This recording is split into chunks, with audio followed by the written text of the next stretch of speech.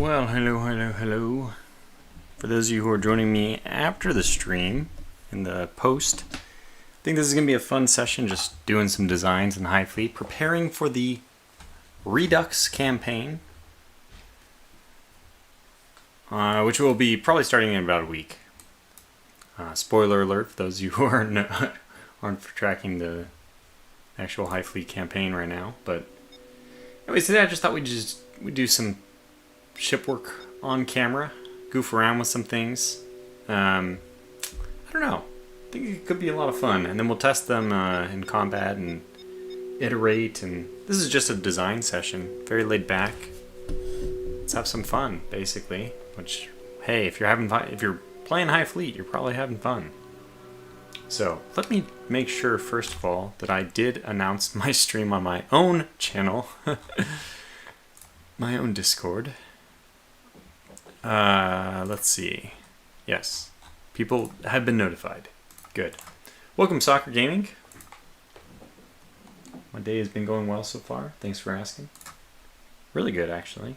Sunday. So,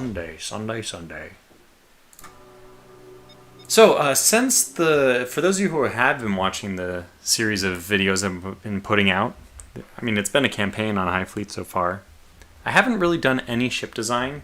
I'm like very nervous to get into it because it's an area of HighFleet I didn't fully understand, but I have been getting much more competent at it. And we can see that the designs are just starting to flood in. I tried to name all my things with the turtle in there, not for any like egocentric reason, but actually just because I want to be able to quickly like filter out any designs which are mine. If I want to start a new campaign, these are things which you can bring in. I may not want to bring in. Another thing for those who haven't really, if you haven't dived into the details of this game, you can find all the information for the game within the Steam. If you're using Steam, I don't know if this game is released anywhere but Steam, but it's actually within your Steam installation folder, the common folder, which has all the games in there. It's a bit unusual. A lot of people are dumping stuff in app data now because of the way Windows wants it done, which I'm not really terribly impressed with that system. But anyway, that's the way it is for most games. No, but not the case with HighFleet, and so kind of like awesome. I don't know what the motivation was for HighFleet to do this, but all the HighFleet information is actually contained within the Steam game folder, which is fantastic. However they did that, I don't know, but anyway, back to ship design stuff, which is our interest here. First, let me see if I... Hey, Jeremy, got on the stream, man, fantastic. Can I move this window?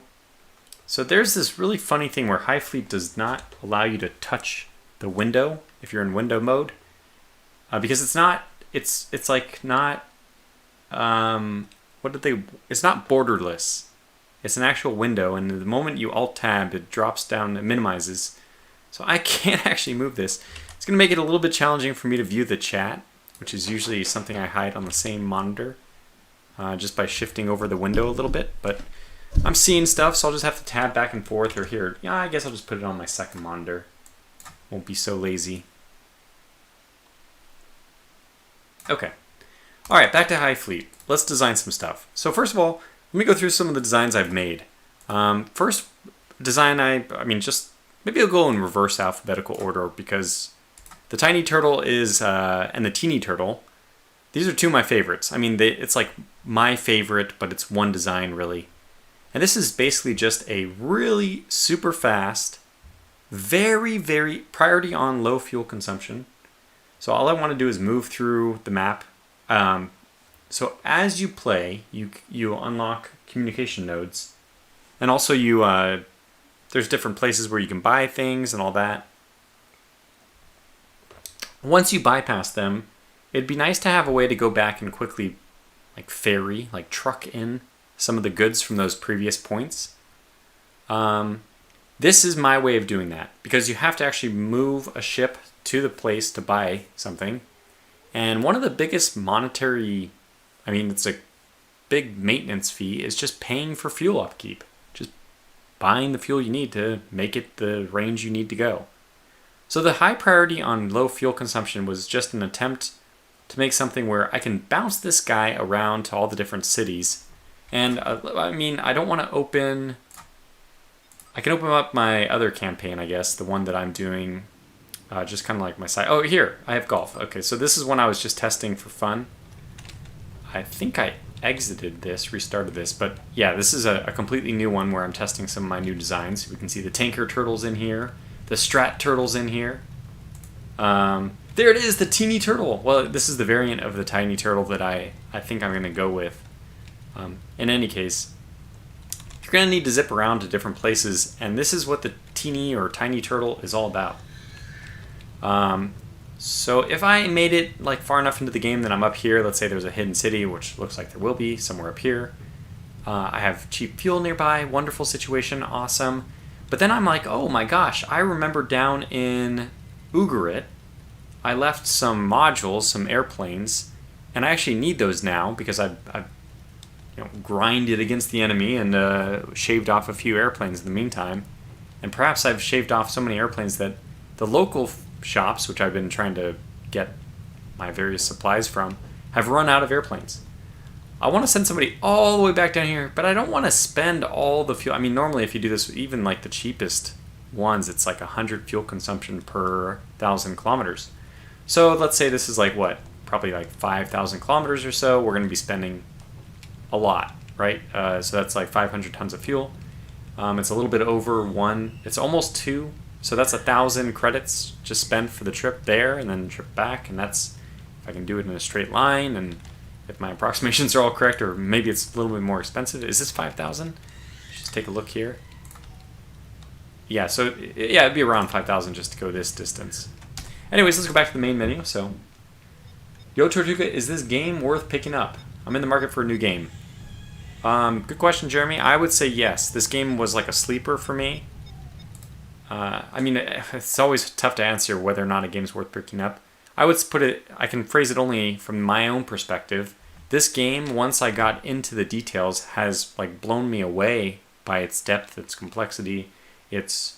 I don't know how much replayability it has, but I think even beating the game once is going to give you 30 to 40 hours of gameplay, and it's a lot of fun. You have to have the right mindset for this game. People who want an easy time, who don't want to lose, are not going to like this game. So let me put it that way, that I made a joke at some point, not really a joke, it's like a half serious comment that I've experienced. I mean, I'm kind of like, I'm kind of attaching the game's design philosophy to the Russian designers, to the Russian name at least of the designer, I'm assuming are Russian or perhaps Ukrainian. And from the Russians I've met, there's something different where life is, suffering in life is kind of more of an expected thing. And even for them, I can see that this being a fun game means that it's overcoming the suffering is kind of like the joy of the game. It's a different mentality than... It's not a game, for example, which gives you an achievement for opening up the game map for the first time. It's something where you really have to earn things. I appreciate that. I kind of like it, but it is also very frustrating. You're going to die a lot. It's going to take a lot of learning. Okay, so let me go back to the original design. I was to open it up. The teeny turtle or the tiny turtle. So there's a small difference between the teeny turtle and the tiny turtle. The tiny turtle is only stationary engines, which means technically on the tactical map, if I was to go test this out against some small stuff, we're going to test it out against... It's so cheap that even if I test it out on maximum difficulty, it only pairs me against one enemy. But anyway, it started me at the very top. So the only thing that I can do in this scenario, left and right do not work, but up and down do. So all I can do is, whoa! All I can do is rocket up to the roof, and then when I hit the roof, let myself fall back down. Now this is actually sufficient if you're trying to get away from a missile. So if you start and you're just trying to get away from a cruise missile, just quickly going upward should be sufficient. Oh, took a hit there. And you can see on the bottom left, by the way, which is our, shows our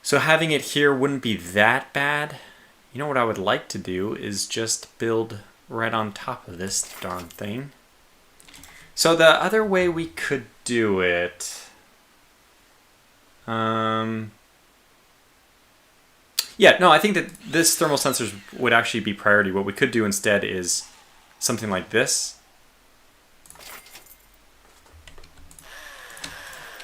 Where we put it there, and then we drop the ELINT right below it. This would probably make more sense.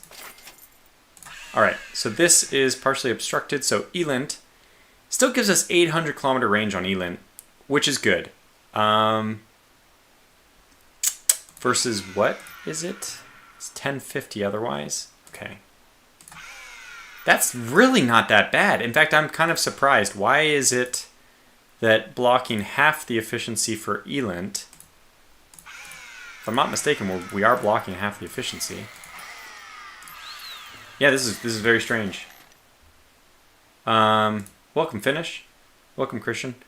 So let me see. If we decided to block the ELINT instead, this looks to be like very promising. And we can get 800 for our ELINT, this is actually important because it does help you detect the fleets. But apparently, by the way, the antenna tower does not, the antenna does not do anything. Doesn't block it at all. So, can add this willy-nilly. Okay, so, welcome, No Name. Yeah, so this looks really good because then we'll get the 300 kilometer range, and cutting that down to 225 seems a little prohibitive, especially the fact that this doesn't get cut down to what was the max range on this? I forget. 1050. Oh, okay, so 525 is the max, means 525 divided by 2 is like 260 or so. And 260 plus 550? Yeah, it's better than half. I don't know. Huh.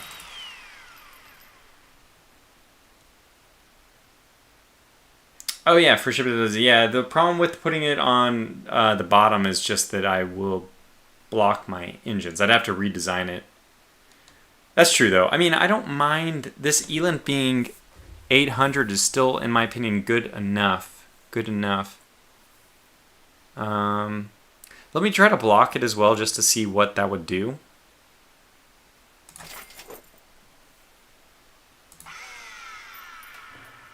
Okay, now it's down to 525, which is what I expect.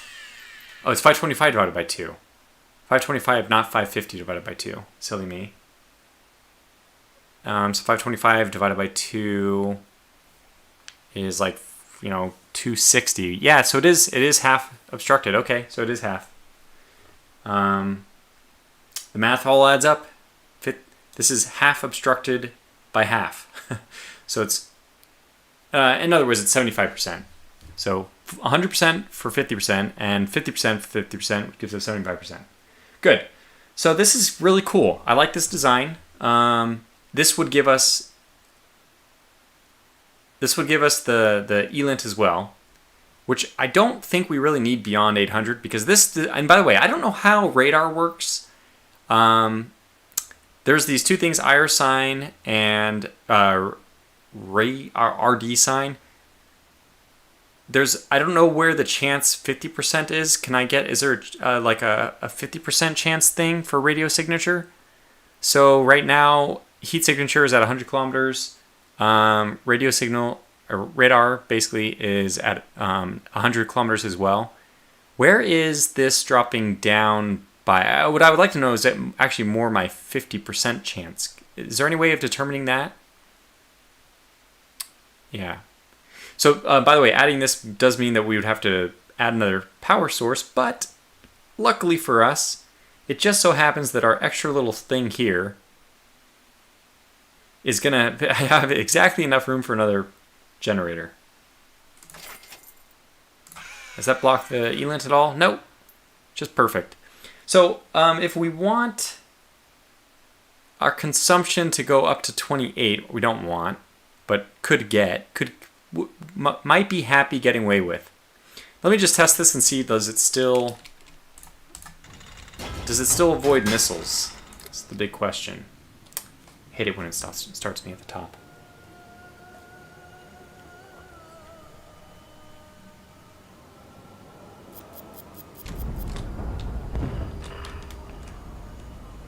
I think it'll still avoid missiles. It's quite fast.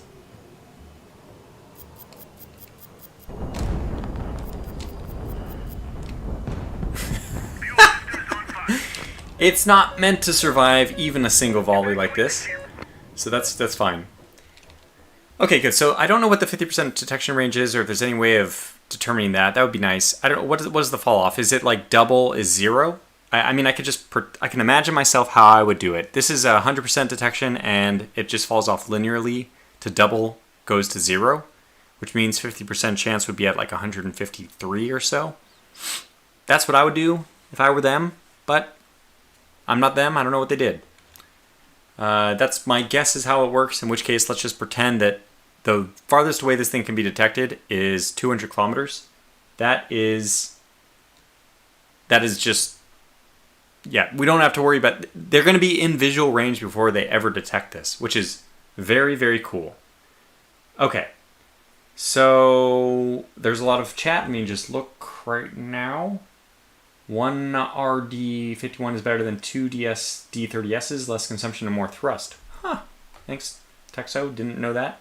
As an old school gamer, older than Pong, the thought of Lunar Lander mixed with Defender with ship design and a long campaign made by MicroProse. Sign me up. Greetings all. Welcome, Pesky. Pesky Quiet Man. Nice name, too. Yeah. So we're just going to do some ship design in... hey, welcome, Dakota. Haven't seen you for a while. Just going to do some ship design in HighFleet here. So this is a kind of interesting... Maybe this is even better. I'm not going to... Okay, let me save it as... We're going to have a lot of revs here. So this is Tiny Turtle Rev A. Okay, so we have the Tiny Turtle, which has no ELINT. Then we have the Tiny Turtle Rev A, which sacrifices fuel consumption, range, speed, everything, basically. But it's still like... You know, it's getting like an A on it instead of like an A++. So it's not like it's weak at those. It's just not as strong. It's very good. And this one gives us the ability to do some ELINT. And the reason why I found that important is when I was mucking around with this thing in this test campaign that I just did, I was like, yeah, thermal sensors are great, but I don't even know where people are outside. Like, one of the main things about the Skylark, the cool thing is it does have ELINT, and I'm able to detect the radar signatures really far away. So let me just load up the Skylark. We can just keep looking at these things as I'm talking about them. Skylark has this nice ELINT dome, and this one is the expensive ELINT, which has range of, well, we have 1500. 1500. So the 1500 variety means, yeah, you're detecting things at 1500, but and what's the partial obstructed thermal? Yeah, the thermal on this is pretty much useless. My goodness, the thermal on this is barely beyond visual range.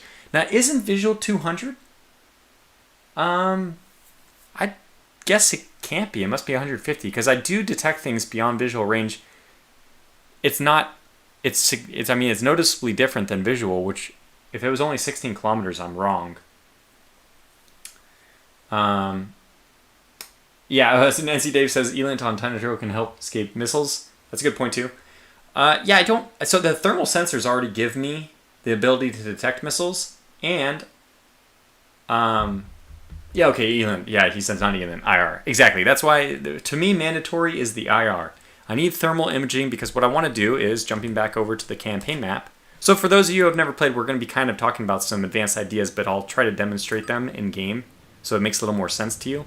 So in-game, what I plan to have these... This is the Teeny Turtle, which we'll cover in a second. It's basically the same thing, but it's got that third engine for maneuvering on the main screen, on the tactical map.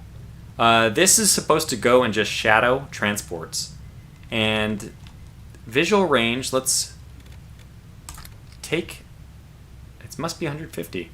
I thought it was 200, but it must be... It is 80. Well, okay, it depends on day, night. Is it nighttime? It must be nighttime. I don't know how to determine if it's day or night, but it's all right. All right. Yeah, 80... whatever. It must... What does it go up to 100 during the day? 150? Okay, anyways, knowing that this range is a lot shorter, a lot smaller than I thought, is fantastic. It makes the thermal sensors even more important. And it gives me an idea of what we're dealing with for thermal sensors. So anyways, these guys are going to fly around. Let's look at this Rev A. You're going to fly around, and the thermal sensors at 300 is going to allow us to just shadow transport fleets. But ELINT is going to allow us to know when we're close to strike groups and stuff like that. There's a clock on the top right, Christian, but it doesn't show, it shows 12 hour, and it doesn't tell me what AM or PM is. So, you know, if it's 8, does that mean, I mean, if it's 9, let's say, is it 9 AM and 9 PM? Big difference here. Yeah, so that's one of the things I wish they would change, or, you know, give us military time perhaps, something like that. Or like just a sun versus a cloud or a moon. Give us some way of distinguishing day-night. I think there's a way, I haven't paid attention to it, that the map color changes. I think it grays at night, but I don't know. Anywho, let's go to the teeny turtle. So this is the tiny turtle, now Rev A, because it's got the ELINT on it, and we'll probably do the same thing to the teeny turtle, if I can. I'm not even sure I can. So this is the teeny turtle. It's got this third engine on it now, which means that it can actually maneuver. We can go into a fight, and it's basically the same. By the way, I don't know if you noticed, but this thing has a maximum speed of 1500. This thing is ungodly fast. Like, I'm only using... I'm not even using shift yet. And I'll black myself out if I try to do anything. Look at it go. It's just... It's like a... It reminds me of an anti-ballistic missile. That's the kind of G's I'm looking at here, so...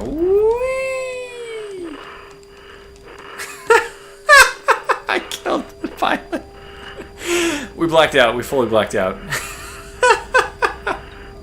So good to know. Good to know. I didn't even know you could do this, but apparently you can actually completely kill your pilot by going too many G's for too long. Duly noted. Better not do that again. I don't even think we need to use shift, though. I mean, this thing is fast enough just by maneuvering. I'm not going to use shift at all. We'll just see how she performs like this.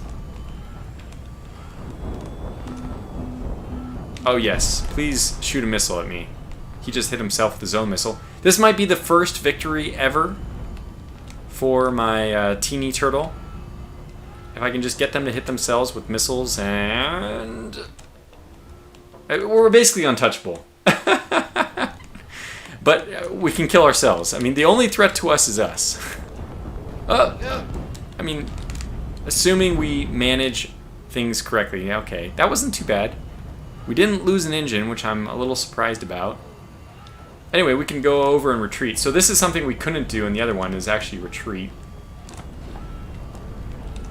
Perfect. Man, that's so funny. It can't actually kill a whole fleet with by sucking out its fuel, just because it will run out of fuel first, I think.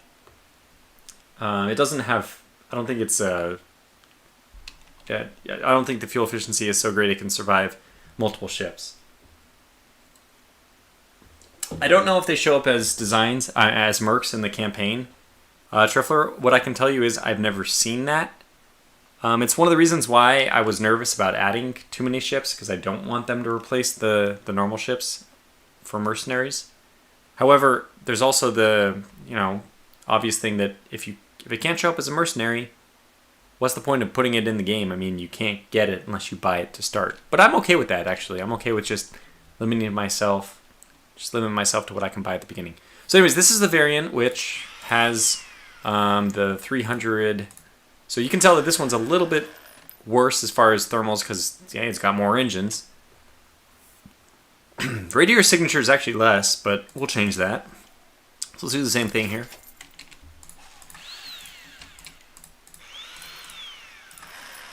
Add ELINT. Okay, so there we go. Now we have ELINT up to around 800, and we have the thermal at, well, still at 300. So this is variant 2. We need the power. We'll put the power in there. Yeah. So consumption goes up from like 28 to 31. I want to make note that the speed of this thing has dropped from 1500 down to 1300. So this thing can, by the way, can just outrun missiles on the map. I mean, except for the what is the A100, I think it's called? I think that it has a speed of 1500 or so. Berserker says customs don't show up as mercs. Okay, thank you. It's good to know. You know what would be good, actually? I think the best would be more work for the developer, but it would be nice if it was an option. So let's save this as the teeny turtle rev A. Save. Okay, so now we have two variants of each. A100 is 4,000 kilometers an hour. Wow, that's quite fast. Good to know. Yeah, I mean, I guess I've seen it. I don't know. I guess I've never rested my cursor on it. It travels the distance so quickly. But I will avoid an A100. Can we get an A100 launched at me so I can test it with one of my turtles? Okay, so those are the teeny and the tiny turtles, which are, again, now that they've gotten a bit more expensive, not exactly what I originally desired. The tiny turtle is the embodiment of what I was originally thinking. Something very cheap, with thermals, with huge range, high speed, and almost the number one priority was fuel consumption very low. But then, you just start thinking, this is like, and isn't this how the military works? They're like, yeah, but what if we increase the budget for that thing by a factor of 10? Then you can get something like the Teeny Turtle Rev A, which has an extra engine, and I mean, we're basically looking at the development of the Bradley, the armored fighting vehicle.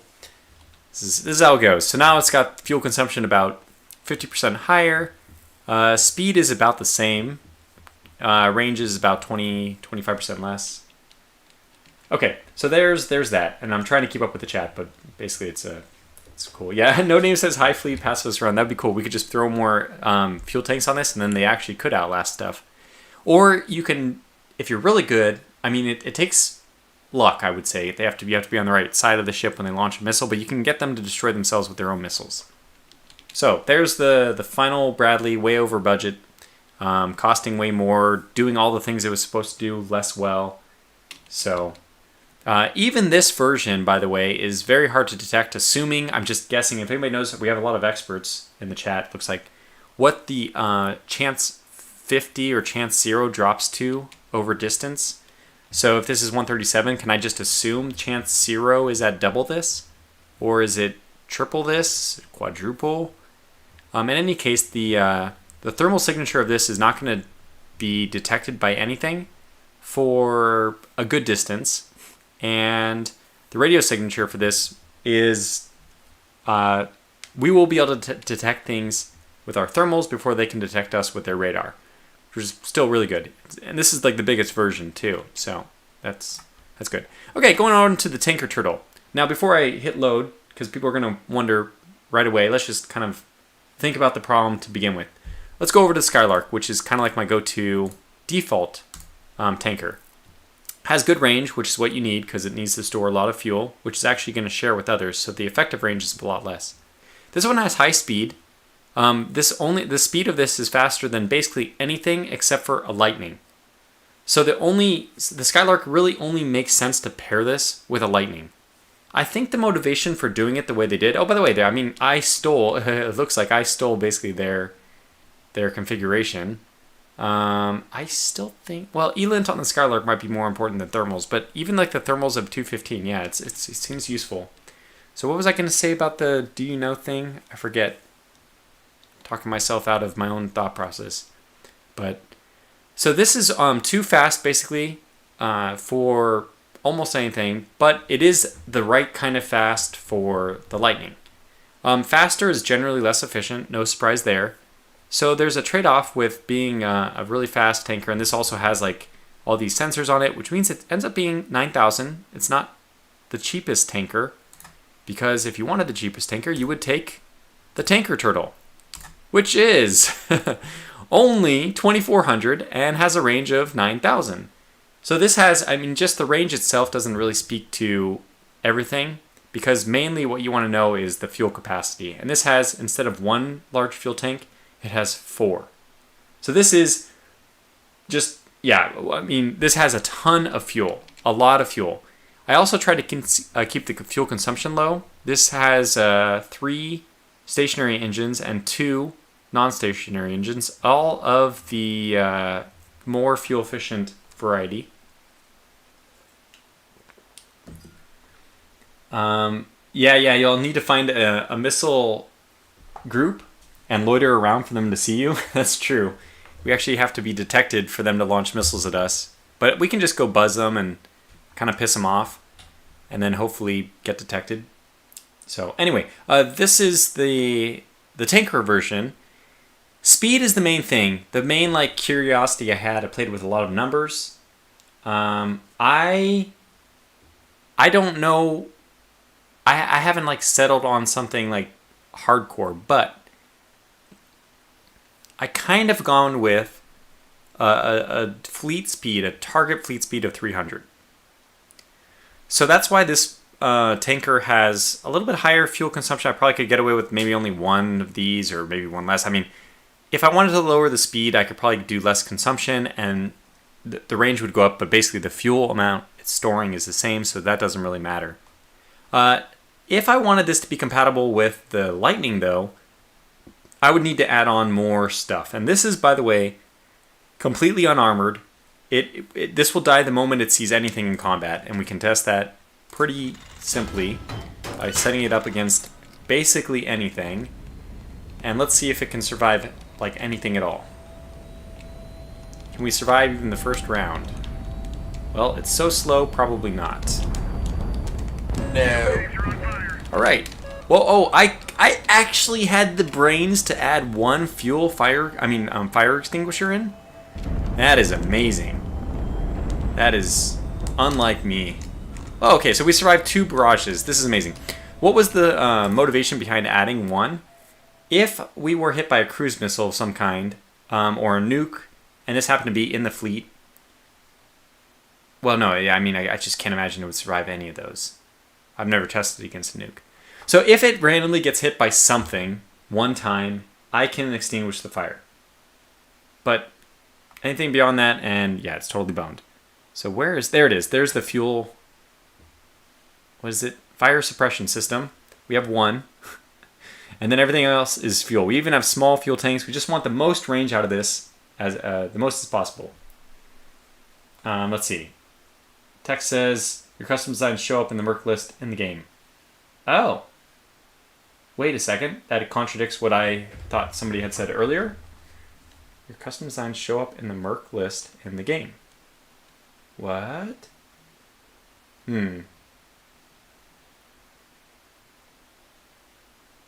Yeah, so we have conflicting information.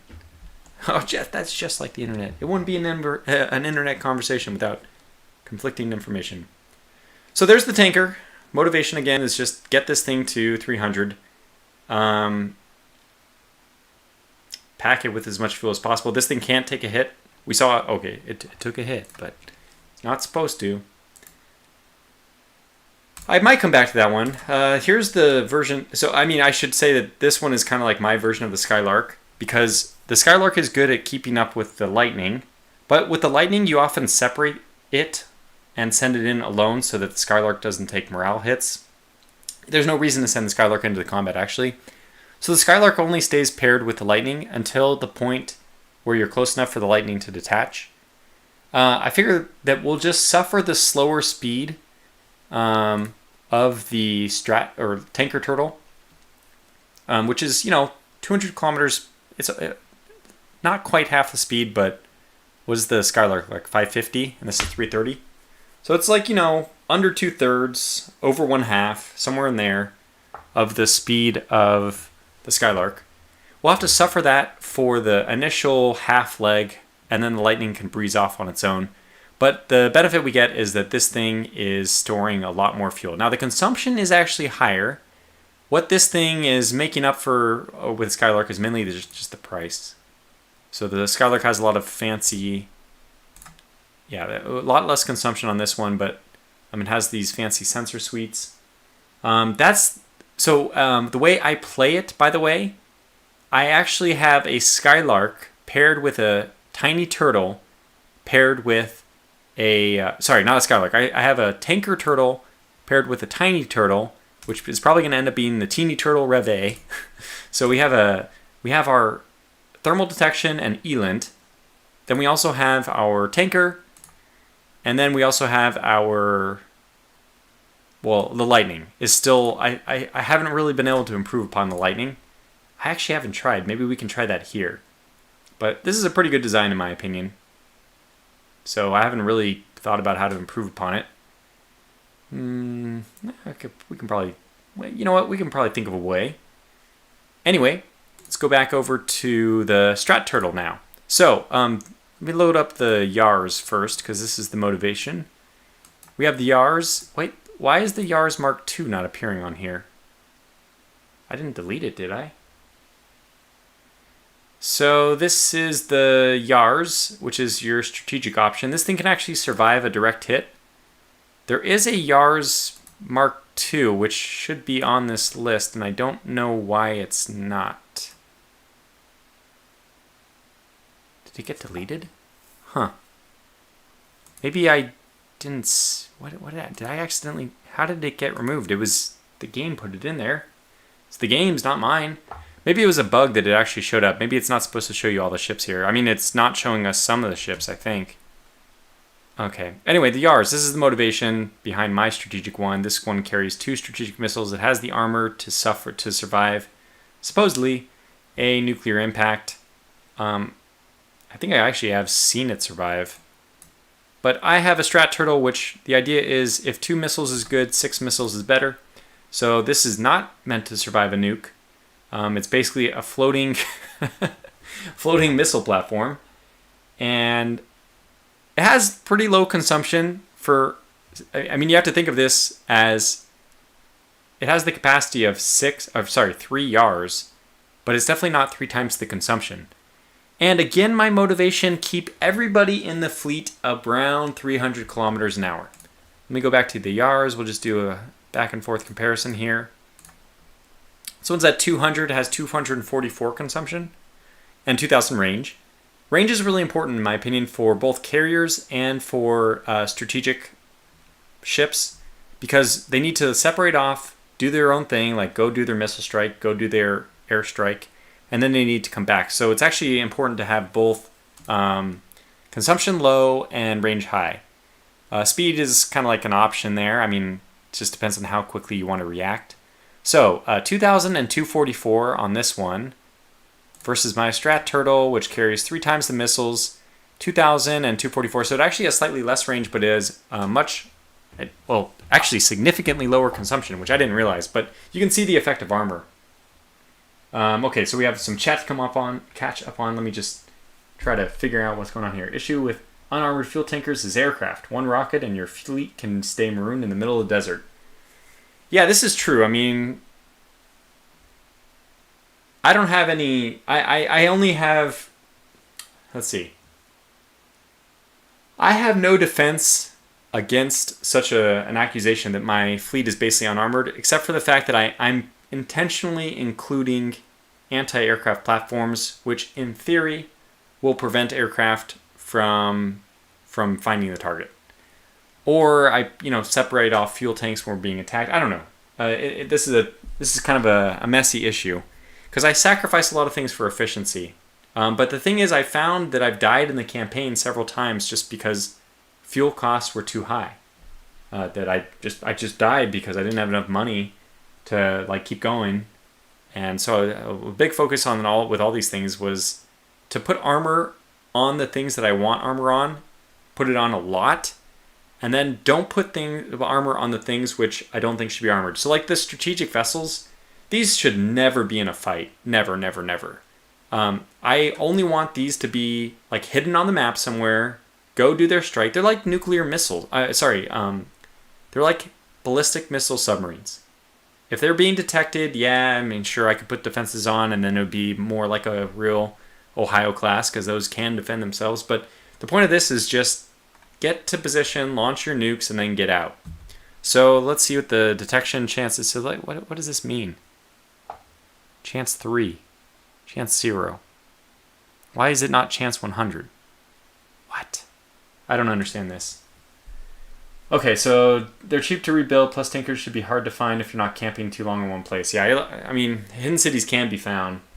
I don't know what the effect of a hidden city being found, though, is. Does the enemy, like, retain the knowledge? Or... you can add APS to the lightning. APS to lightning. So we'll go look at the lightning next, I guess, but... Mama Turtle, Mega Turtle, Mama Turtle Reg. Okay, yeah. We'll get to those, but let's look at the lightning. APS. What do you mean by APS?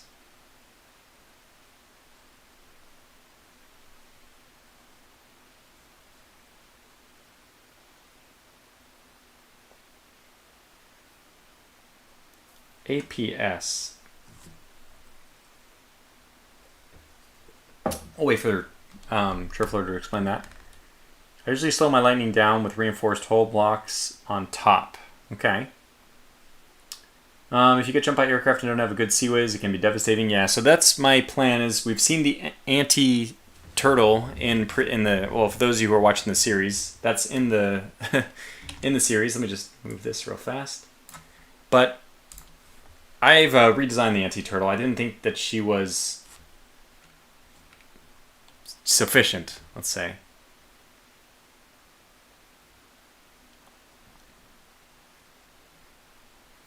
Oh, is it APS this? Okay. Palash. Wow. You would add that? Interesting. Well, I guess that's one way of doing it. Seems a bit expensive to add to lightning. I was actually thinking, I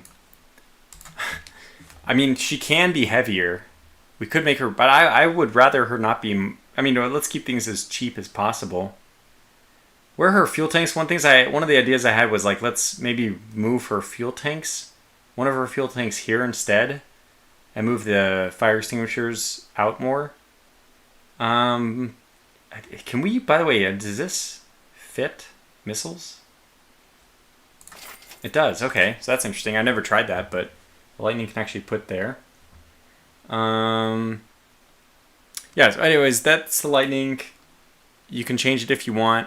I mean, the lightning, in my opinion, is like it's better than anything I can design. All right, going technically in reverse alphabetical order, we have to go to the Mega Turtle. This is an abomination. But it looks like a turtle, right? Kind of. Can you see it?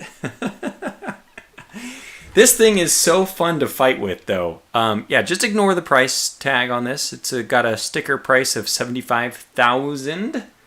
It's a bit expensive, but it's we all have to spend a little bit of time fooling around with at least one design, which is like something you're never going to buy, but just fun to put out there. I will probably be up against a Varyag here. Nope, no Varyag. So the fun thing about this thing is it wrecks everybody.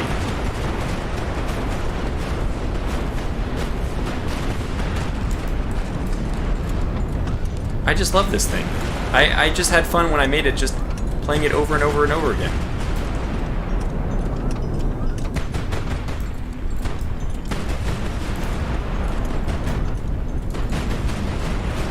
This thing is so fun. They destroyed a generator. Alright, let's do a little bit of maneuvering here. That missile hit really tanked me. Oh. Oh. Ouch. It doesn't matter. Oh, I have things on fire. No, another missile hit. Oh, we gotta get rid of this guy. It's just causing too much damage. And the idea of this thing was I wanted to get below people. Wow. It didn't go the way I planned it to. Let's try that again. Let me just go up against large, because this is supposed to be a brawler, a big-time brawler. It's not supposed to... There we go. Now, I've never beaten the Varyag in this thing, but it's a dream. One day.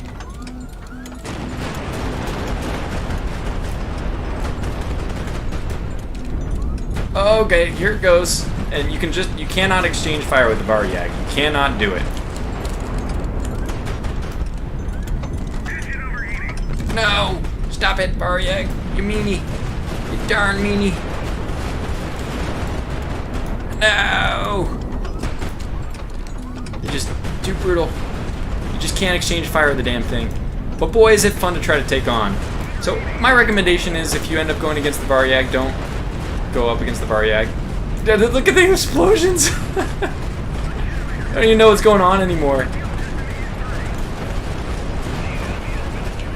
Are we doing any damage to it? Oh, we killed it! Oh, my first time ever. Awesome. So this thing is a bruiser. It's a lot of fun. You can see that I am much better when I'm below them than when I'm above them. We're waiting for a fuel tank to blow up and then we die. That's okay. I have 4 fire extinguishers on this. Apparently I used all of them. Oh, we got that missile. We didn't die yet. Where's the retreat location? The enemy has been destroyed. we need an abandoned ship. Oh no! Anyways, that is just a lot of fun to fight with. Welcome, Loke. So it's this thing is a lot of fun. It's not supposed to be like super effective. In fact, one of my design criterias though was to get the fuel consumption below 1,000. Just to give you a point of reference, the Sevastopol is over 1,000. The Sevastopol, terrible in a fight. Don't want to fight with it. But this has almost double the fuel consumption. It's also double the cost. So technically, I could sell my Sevastopol and bring in 2 Mega Turtles, but you can't. Now, this is another question for chat. How is it that you acquire the HQ, like the star?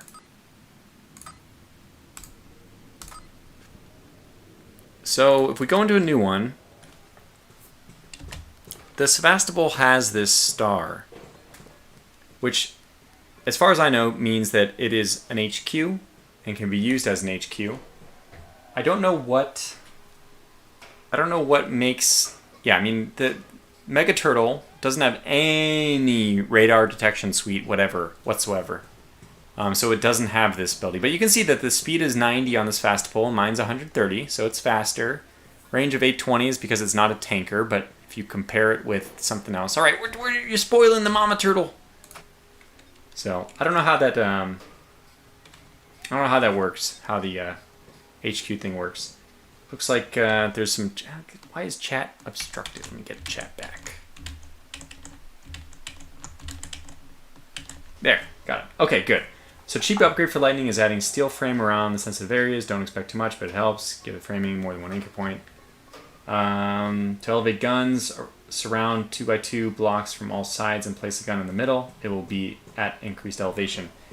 NC Dave, that's a really good point. I didn't figure that out yet.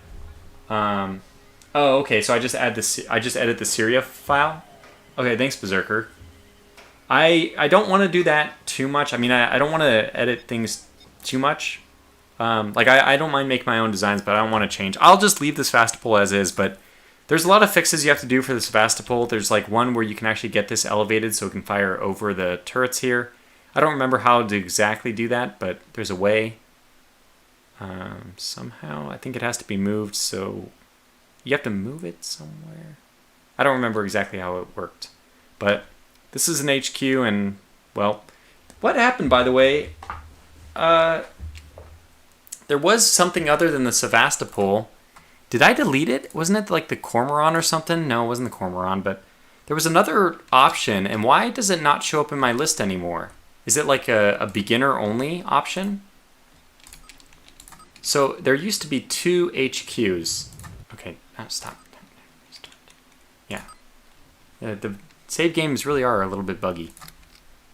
There used to be 2 options here. Something called, like, was it the Triumphant? No. There used to be another option. Flagship. Okay, anyways, let's go over to the Mama Turtle. Okay, so let's open up the Mama Turtle. This is my carrier. I'll open up the longbow first, because that's the point of reference. So this has 2 supersonics and 1, 2, 3, 4, 5, 6 regular aircraft. It's quite light on aircraft, I find. I think the reason for that is that it has this armor, which means it's kind of protected. But in my opinion, you can operate aircraft carriers the same way that you operate strategic. My strategic turtle can operate the same way. So first I'm going to go with the mama turtle. We'll load her up. She's actually in some ways better than the Rev A. The reason why I rejected her in the end is because she has aircraft hanging off the end. I don't know how recovery of aircraft works, but if you... Technically, when the aircraft started to land, it's possible that if the first one lands here, there will not actually be enough room for one of my aircraft to land. So I don't know if they always return to the same position, and if that's the case, this is the more efficient design, because you can actually have things hanging off the edge and they return there. Then, I can fit extra aircraft in, basically. In fact, to get more aircraft, I actually added like one flight deck over here. And then I got one extra aircraft. So this has what? 1, 2, 3, 4, 5. It has 10 and 6. So in order to get just because I'm not sure about the flight deck and whether or not they land, and you'll be missing a spot depending on how they order. Because if you look at the longbow, any kind of ordering of landing in any available position, I think will mean that there's spot. No, maybe not actually, because if you do this, everything's hosed. Yeah, so they just have to land exactly where they were, right?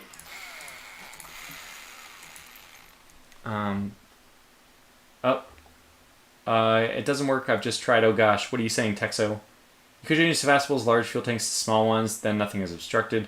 Now, Berserker, there's a way to actually get the main gun not to be obstructed just by moving it just a little bit.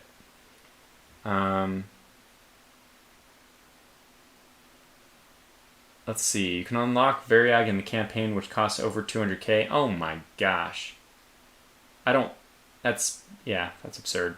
Oh, Variag, which will be one of the headquarters, perhaps. That'd be pretty cool.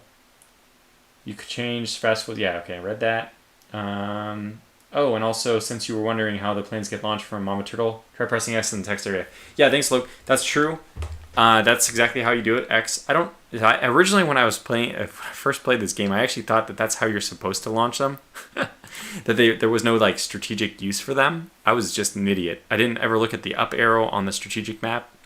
So thankfully, I figured out how to do it. So this is the Mama Turtle Rev A, and this one has nobody hanging off the edge. This one has the same problem though, where if one just randomly lands, it will block somebody else. So, not exactly sure how this works. Now this one still has 10 light fighters and has 5 supersonic fighters. I don't know if we need to do it this way. This has some advantages. It's a little bit faster, has a little bit more range, and slightly less consumption. Basically, just the weight of having one extra supersonic. I would prefer to have the extra supersonic. That's better. This thing is not going to take a hit, especially not from the bottom. If I need to do anything on this, there's no fuel or anything near the edges. So what I could do is there any ammo? Yeah, there's no ammo near the edges. So if I wanted to make this able to survive a hit, I probably just need to put armor on the bottom. But I don't know, I like this thing. Note that it is not quite 300, so I couldn't find a way to reasonably get this to 300 that didn't require hideous amounts of the whole point of this is to be a carrier, and it's faster than the longbow. If we go back to the longbow, I think it's only like 150. Yeah, it's exactly 150. Range of 1700, consumption's 487. So let's just remember these things. 150, 17, and then 487. 150, 17, and then it's like the same, 450. I actually forgot the number, but it's basically the same consumption. So for the same consumption of fuel, which, again, I'm referencing my experience, running out of fuel is one way I've lost the campaign, and it's always like a concern, how to be efficient, how to manage your money. Getting this thing to carry over double. Is it over double? Well, not exactly. It's like less than double the amount of light aircraft and more than double of the supersonics. but it carries this many, a lot more aircraft, basically double, for the same fuel consumption, faster speed, and longer range. What's the trade-off? Well, this one does have a higher sticker price. It's less expensive than two longbows. With the longbow, I think it's 30,000. So it's not quite two longbows. Yeah, I think this is a good design. I mean, of course I do. I made it, right? So I'm very, very biased source. Yeah, J-Rock says someone did a video on unmucking, exactly what I was referring to. You can just, it's like, it doesn't take very long. The video, I think, is like a minute long. I'll have to go back and watch it myself so I can duplicate it. But I won't duplicate it for the main Sevastopol design. I feel like that's, even though it'll take a lot of time to do in-game, I feel like it's something I want to do in-game, so I don't change. I don't want to change any of the base game designs. Like, those are like sacred in my opinion. They're like canon, I guess. So I don't want to change them.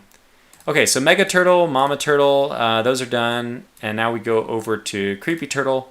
I've had some second thoughts about doing Creepy Turtle. I don't think this is going to be a design I end up keeping. First of all, it's a little bit too slow. I could easily change that. I was thinking about just swapping this D30 out for an NK25. That gives me the 300. So there's some ability for this to be changed. This one has probably unnecessary thermals because I don't need the thermals if I'm using the... What was it? Yeah, I think I actually would get rid of this. Oh, perfect. Yeah, I think I would do something like this instead. Or, you know, honestly, what I probably ought to do is... Oh, this might not work. Oh, this one doesn't go upside down. Okay, fair enough. Upside down you go. I would probably do something more like this. But just note how expensive this thing is. It has two small guns, and I'm like wondering if that would even be worth it. It's over 300 now, so there's that much. It's my sensor suite unit. It has this massive radar. So there could be some like nice thing about it that it's like my radar suite. It has my ELINT, it has my radar. This is not fire control radar though, and this thing probably needs fire control radar to be like my sensor suite thing. Some of these things are made with reinforced hulls, so this is actually meant to take a hit, kind of. Not really though. I don't know, the ammo's right in vulnerable places. You're probably going to get secondaries from that.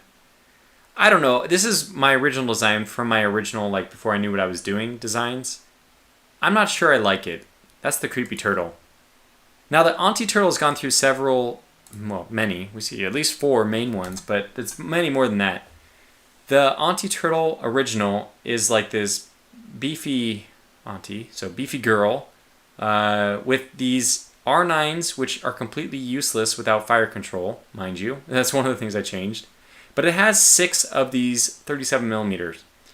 My experience on the tactical map has been that these are not as good at intercepting cruise missiles as the 57 millimeter ones. So that's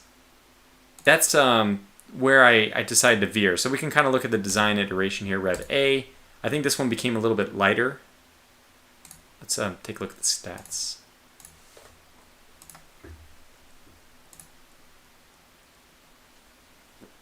Yeah, so this is fuel consumption of 437, speed not quite 300, range of 730. That doesn't matter because this is supposed to be always paired with a tanker. Okay, so 274 and 437. Yeah, this is 293, 407, so less fuel consumption, higher speed. I think the armor scheme on this one's a little bit better, but it still has the sprints, so just forget this. So 293, 407, 293, 407. Go over to this. 293, 407. So this consumption is now half. And I went over to 4 57 millimeter guns. Let's see. They land according to the repair. Let me catch up on some of the chat here. Think of them as VTOL aircraft, I guess. Someone did a video. Yep. Same. I was wondering how the heck are you supposed to control them? Yeah, that's right, Luke. If you can distribute your supersonics on each side, you'll avoid losing all of them in one hit. They land according to their repair blueprint. Oh, okay, good. Thank you, Berserker. So we can drape them off the edge. You should compare with a longbow with the armor stripped off. NK uses a ton more fuel though. What about ECM or using the Vashkot for that? Yeah, so I've never used the ECM. I've never used it in game. It's something I haven't used. Anyway, so this is the anti-turtle. It has the 57s, and the main idea with this thing is, first of all, it's like, look at the price reduction. Here's the Rev A, 28,000. When you test it, it tests it with enemies according to how much the ship costs. And I was like, okay, let me test against midships fight. And I was like, what the heck? I'm supposed to take on 4 mid-range ships, like 1 Archangel, like with the amount of DAC on this thing is hilarious, but armor is just going to be the end for this thing because it only has 37mm guns. So then I decided, okay, what I need to do is, this is actually a completely redesigned from scratch, even though it's the anti-turtle as well. It's completely different. Just completely new design. Reset, start from scratch. And I built this one with the 57mm instead. My experience is that these are much better at taking out cruise missiles. I don't know why that is. I don't have I can't justify it exactly, but it's my experience. We also noticed that the cost is like less than half, almost like a third the cost. So now if I go to the same thing, difficulty 5 mid, yeah, I'm taking on 3 of them, and that's maybe even doable for this thing. Gotta just get rid of the Angel. But at least my 57mm guns have a chance of penetrating. Oh, come on, no. Should be blowing up these things. Oh, I have to sneeze. Did you get it? Oh, YouTube is not receiving enough video to maintain smooth streaming. 1 second. Is it getting choppy for you guys? I don't know. It's not really giving me a bitstream report. Let's see. Bitstream. Oh, okay, I did drop some frames. So there must have been a short period of time where we had a bit of an internet interruption. Looks like whatever has happened is over. Okay, going back. Woo. Just stay out of the way of the Archangel and we should be okay. I just need to hit her, the big guns. So you can shoot down shells in this game, which is kind of fun. There's no way we're going to win this battle, though. Can we win it? I mean, not if we keep taking 180s to the face like that. Yeah. And the answer is no, we are not going to win this one. I think we could win it, though. Okay, so what is the point of this ship? It's not to brawl. It's not to fight other ships. It's not a Lightning. A Lightning I can fight with, but this is not supposed to fight. This is supposed to be my anti-cruise missile defense, which is why I have the guns on the sides so that when you're landed on the ground and you get a strike coming in, it's mainly about the guns on the top and it's mainly about the guns on the outsides. So you don't want guns on the bottom middle. Those aren't going to help you as much against cruise missiles. So that's what this point is. It's my AA platform. It can take out fighters really easily. So let me test it, for example, against a carrier. This is be a much more representative fight. So even at difficulty 10, it only sends 110 longbow. Now, I could go up against this longbow right away, but I want it to launch aircraft at me. They are. Yep, there it goes. Just like that. So these aircraft are not going to get anywhere.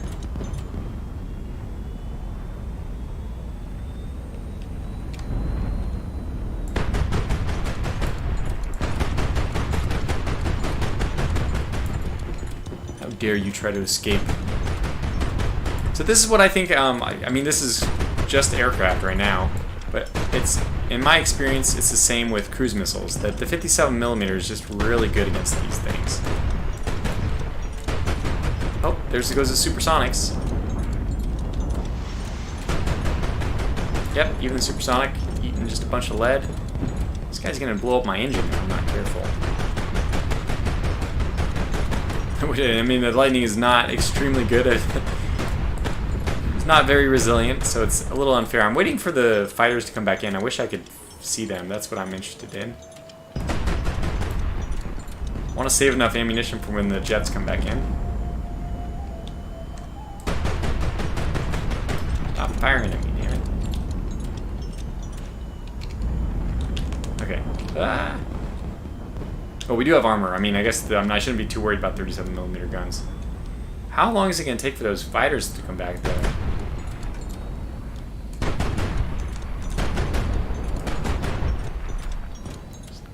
Light him on fire. Looks like he's in bad shape. I want to see those fighters come back because I'd like to test out how it would be if I was to try to engage one of them.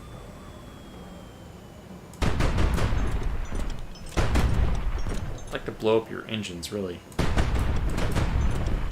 If I could.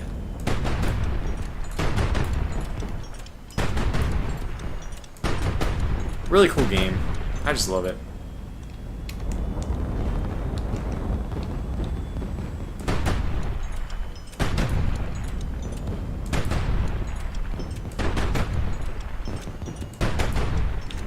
Ah, so peaceful. Anyway, so I think we get the point, though. This thing is supposed to be an anti-missile, an anti-aircraft. That's its role, so... Oh, they ran out of 37mm ammo, so they just leave? They didn't even fire any. WTF. Do they respawn? I was under the impression that you had to replace them like missiles. Those zones are good at saturating the air, which can help you live longer. Yeah, so that is the challenge. Like, I wish there was a cruise missile simulator where you could test against a cruise missile. Can you do it just by fighting nothing? No. We will win, but fighting nothing, not exactly what I wanted. Yeah, I would love to simulate incoming cruise missile so I could actually test whether or not this is true. But in my opinion, I think the 57s are better. Note that the final revision for this just changed up the armor a little bit, made it a little bit wider. I forget exactly. This made it more expensive, but what exactly did I do? Oh, this put a lot more armor on it. Yeah, this made it more of a brawler. So the cost went up by a significant amount, right? 11,900. 12,700. So the cost only went up by like 800. It extended the armor this way. I think I was always losing the bottom side, like the engines maybe. Oh, I think I was always losing the D30Ss in combat. And although that's acceptable, we're still maneuverable with our 4 D30Ss. I wanted to be... And maybe I should actually replace these with the NKs. Let's look at that. NK25s are 300, these are 200. Thrust is 25, this is 36. Fuel needed is 3, this is double. So this is definitely more efficient. Why don't we just test it out? So let's take a screenshot here. I mean, I'll replace the design. So let's get rid of these. What happens if we replace them with that? We're gonna need more power, which we could get if we just replace a generator here. Okay, it works. Save this as the Rev D, sorry. Okay, let's look at the stats now. This goes 300, that's what I wanted. The range is 600. It'll always be paired with the tanker. Consumption is up to 400. My goodness, that's...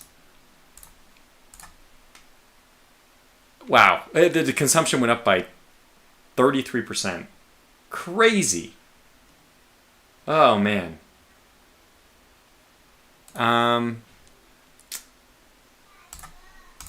How much more expensive is this one? It's also 13,000, which is not too much more. Let's test them both in combat. Okay, the Rev C. This is, I think, the best thing I've made so far. Let's test against mid-range stuff. It's given us... That's actually not... Didn't give us Archangels, so this is actually easier than... some possible options. Ah! It's so slow though. I think that, oh my gosh, whatever this is has got big guns. Is this, I didn't think we were fighting an Archangel.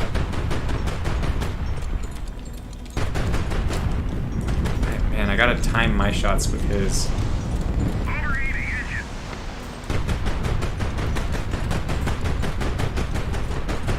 But you can see that we will work things, even with armor, we will slowly beat things down because of our... And 57 does not trigger Pashash or whatever it's called. Go! Oh! It's gonna work out well, huh? This guy just got hit by his own rocket. Well, his friend's rockets. Ah! Wow. Wow, that's a lot of incoming rockets. Oh! Well, we had one fire extinguisher, which we have now used. But look at this, the armor is holding up so well on this thing. Oh my god! A little too soon there. I love this thing. I think this is a great brawler for 12,000. Okay, killed missiles.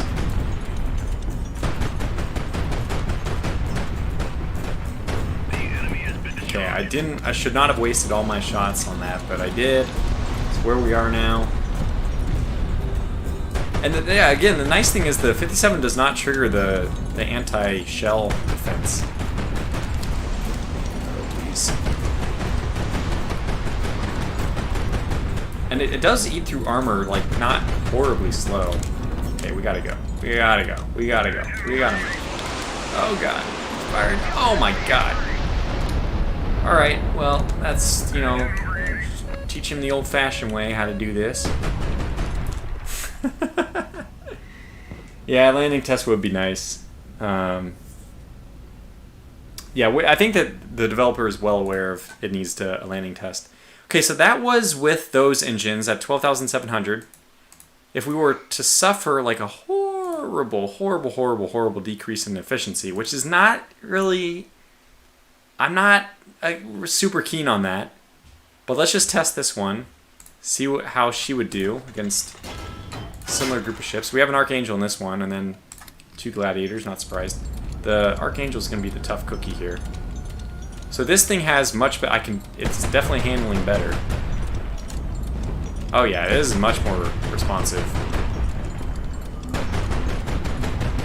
So I think we can get this guy to take that missile for us. No, we can't.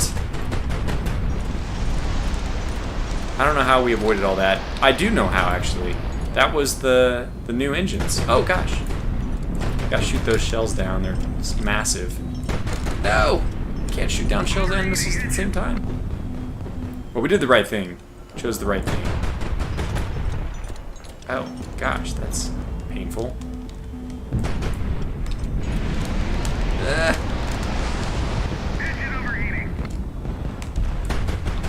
Alright, let's try to get ourselves between somebody and... Oh, God. And the Archangel.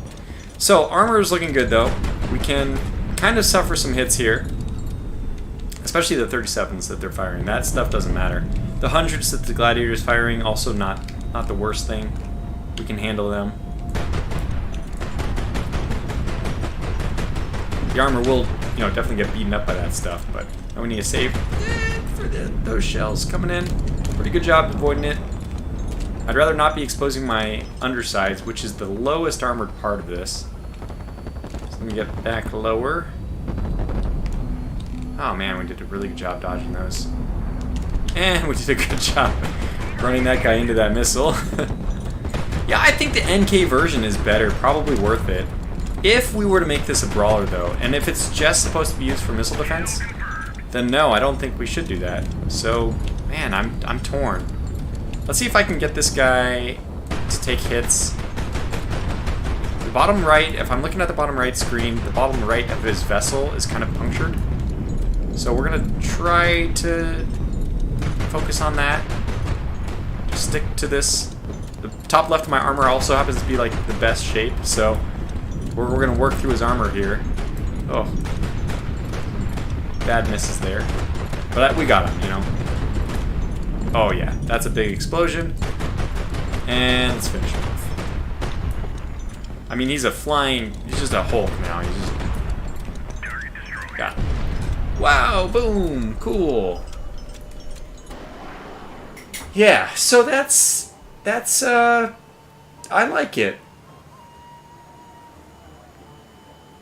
I like it a lot. Trifler suggests adding a static instead of maneuvering. Well, I think I want the maneuvering. I guess... I mean, this is actually a different revision, which you actually want to... They're like different marks. Mark 1, Mark 2. I think I like both of them. Sometimes you need the missile defense as you approach a missile or carrier group. Doing both things is useful. I feel sorry for Mama Turtle's dinky little landing. Where is she? Let's go back and look at her. Oh, Mama Turtle has... You want to look at dinky legs. One of them has dinky legs, but I forget who. Probably Anti-Turtle Rev... Rev A had dinky landing legs. Yeah. I like the way this thing looks. It's kind of like grotesque, ugly. It kind of... To me, this looks like somebody who never skipped shoulder day. Who's comes like, you know, strutting into the bar. That's the the image I see when I look at Anti-Turtle Rev A. Which unfortunately is completely lost on Rev D. Now it just looks like a flying box. But that's fine. Yeah. So that's really all the designs I've done here, and we've tested a few of them and all that. So I don't know, this is a lot of fun. I love ship designing. I guess what we could do is maybe together we can design an actual brawler. So think Gladiator. Maybe I could even start with the Gladiator, look into the Gladiator, which I find a very successful brawler. I would like something like a Gladiator. So let's look at her.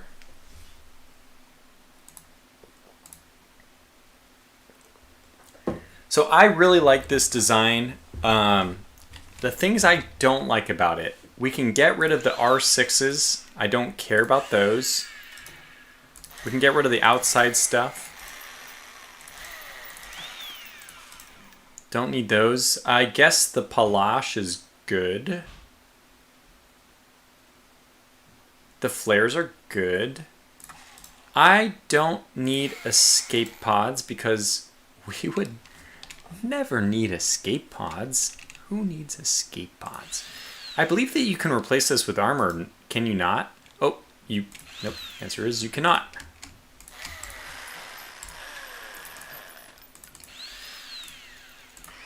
Okay. I think the 4 AK-100s are interesting, and then you can replace them at any time with the D-80s. So, NK-25s, this is pretty good, dang it. It's pretty good. Probably don't need this. I'm not even sure what that does. Quarters. Maybe one less of these, and I can give it... I mean, basically what we're designing, though, unfortunately, is another... Yeah, we're just designing a slightly different Gladiator.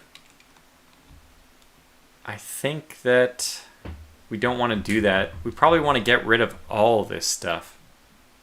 Flares included.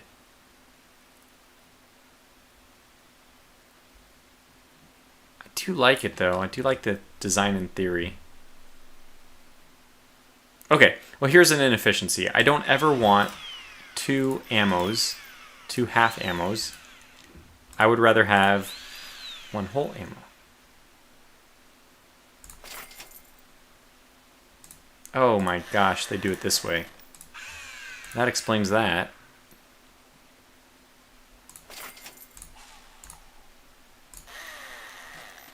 God help us if that thing ever gets hit, but it looks like... Wow, this design is very strange to me.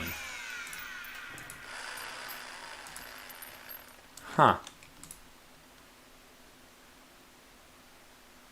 Huh. That's interesting. Why do they do that? Huh. And that leads to extra space not being used. Yeah, I think what I want to do instead is do something like this. Put another thing in here. Okay, that's good. I like that. That's actually fine. What the heck is going on here, though? Oh, escape pods. Sweet. I don't need those. So let's get rid of those. Who needs escape pods? Forget about that. Take the engine off so I can get rid of this. Oh, this is reinforced hull. Better than, in my opinion, would be... Do we get rid of the flares? I'm like debating about the flares. Let's try to leave them in for as long as possible. Might be able to put some armor in here. I don't even know where these pieces are coming from. This is like when you disassemble something and then you put it back together and you have pieces just laying out. That's what we have going on here. No, this needs to go over here, my good friend. Don't really think a fuel tank should go at the end there. Anyways, that's back to where it should be. Got the guns where we want them. I think we can sacrifice one of these, move this fuel tank down over here. There's space for something over here, so that's, you know, that's an oversight. Reinforced hull. Like, I'd rather have armor than reinforced hull. That's one thing. I personally think that armor is much better as a choice whenever you can have it versus reinforced hull. But what do I know? I really don't know anything, so it could be an incorrect conclusion. But what if we were to do it this way? Can these, by the way, fire outside of... They are not obstructed? How are you not... You can fire through armor? That's fantastic. Okay. Can you still fire through? Yes, you can. And there's, like, is there nothing here, though? There's nothing there. Is that backwards? No, it's the correct way. So I think that the best thing to do, though, is... I would like that normally, but I think it only makes sense in this case to put normal, big stuff there and get rid of these... Whatever, it's just very inefficient, I think. Okay, now the armor makes more sense there as well. Get rid of this, get rid of this. All right, so what have we done here? Let's... we have done something which is not symmetric, that's for sure. I think this was my idea to put this in instead. Yeah, because I don't... These 2x1s, I don't like them.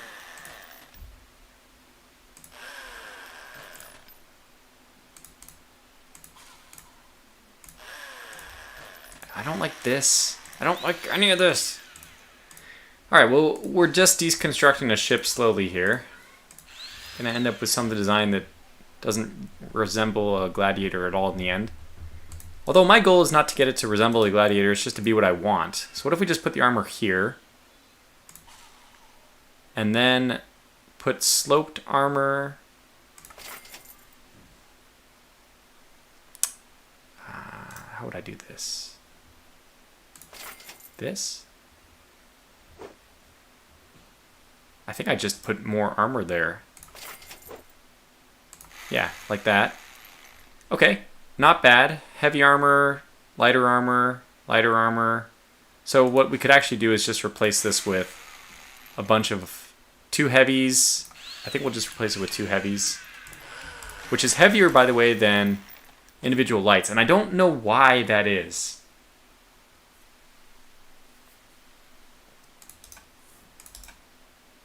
So what have we done to this thing? I mean, we'll save it as a Mark II of whatever, the Gladiator. So we have this. How the hell did we end up here? Yeah, we got this guy out of here, this guy in. Then we do this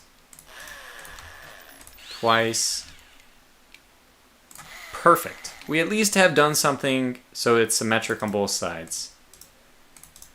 Okay. Alright, we're short on ammo, which we can satisfy pretty quickly.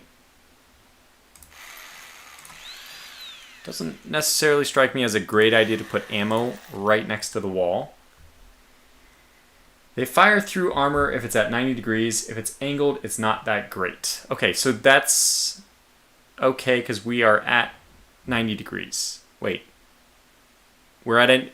This is what you mean, right? 90 degrees? Oh, we need this on this side.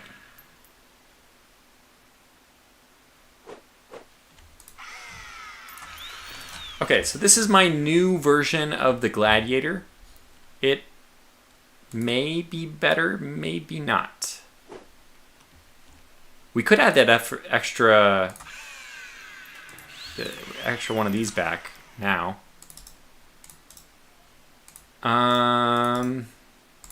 Okay, how did we do? So this is, I mean, in almost every way, it's effectively the same.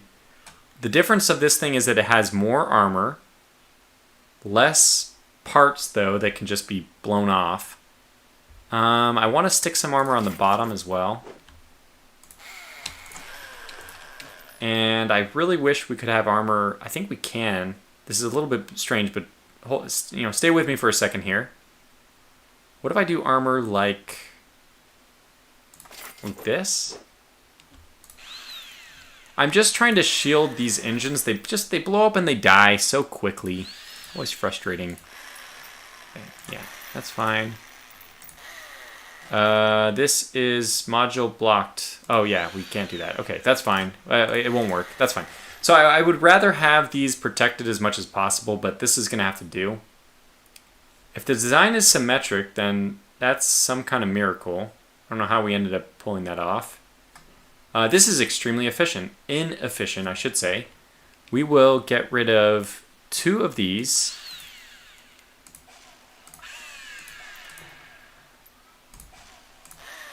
Put this fuel tank up here.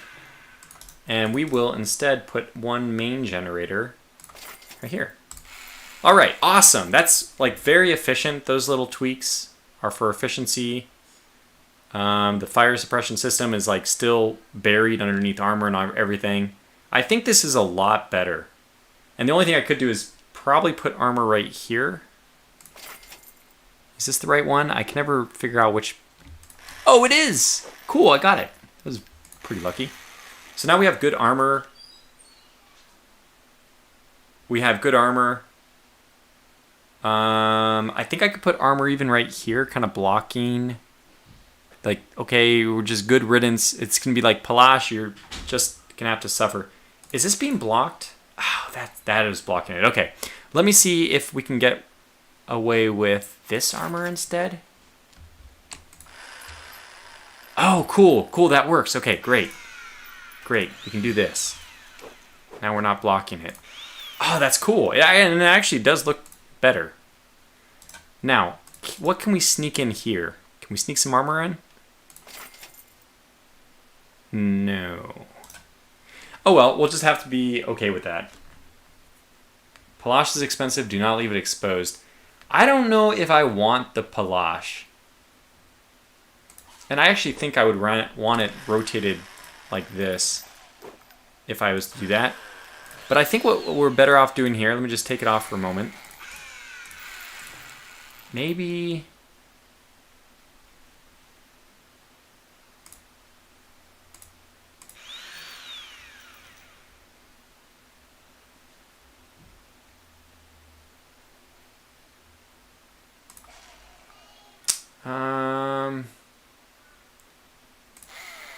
I don't... So the Gladiator, let me put this back the way it was. Put this back the way it was. So it was like this. I mean, it wasn't angled sideways. It was angled diagonally down. But let's call this the Rev A. Save that. And then let's load the Gladiator itself. Look at the original Gladiator. First, let's take some stats here. 287, 417. 287, 417. 287, 417. So I think I have a lot more armor on, and it is showing. This is significantly faster than the version and much less fuel consumption than the version I made. So do note that. Yeah, I'm thinking Texo of getting rid of it, but yeah, so in this design it was still exposed. I'm trying to figure out what was the deal here. I'm trying to figure out what even we would want to do. Or maybe I can just start a new design. So let's just start a new design and design with 4 AK-100 cannons surrounded by ammo. And then we'll go from there. We'll kind of have an idea of building out. I don't have a good system for placing armor right now. I feel like that is the problem. Palash APS can be behind armor. It doesn't need a gap.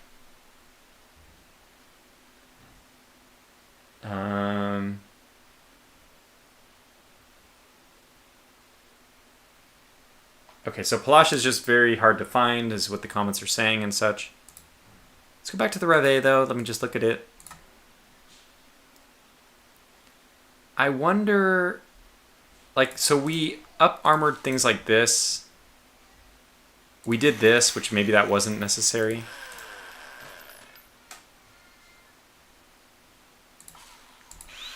And we have Palash, which, is being obstructed right now. So let's get rid of that and actually switch over to the other armor. I can't tell. What the heck is the difference between this one and this one? That's backwards, right? It should be going like this. The white is where it's supposed to attach, so I think that's wrong. This is now free, but that's not what I want. Do this. Is that blocked? Yeah, it's not blocked.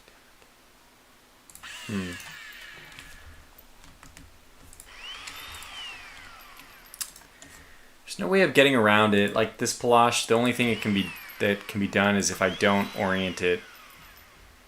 Wow. I guess we have to do this, and we just have to live with this space in the armor. Hey, we're up to 304 and 395, so there's some improvement here. I think that this is a better system for Palash. Do we need the flares? That's a lot of flares, which is nice. Do we need all those flares? Oh, these are flares. These aren't Palash. What the heck? So we only have Palash going sideways now? Yeah, you're right. I mean, in that case, I would rather it be tilted down so we have like an effective area. And now if I do this, I can actually put armor on it. So I think we're going to go back and do this. Do that, and then do armor like this. Okay, I can live with this. I mean, it's more armor. So that Palash is pretty well defended. Not obstructed. Flares are fine. Why is it flares firing diagonal? Huh.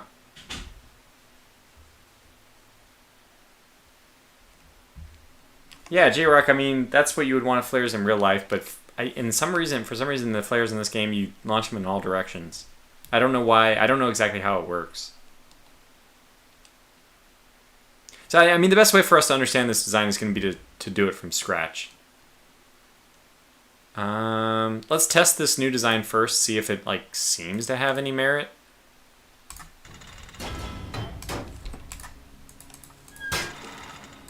Okay, we're facing off against a lot.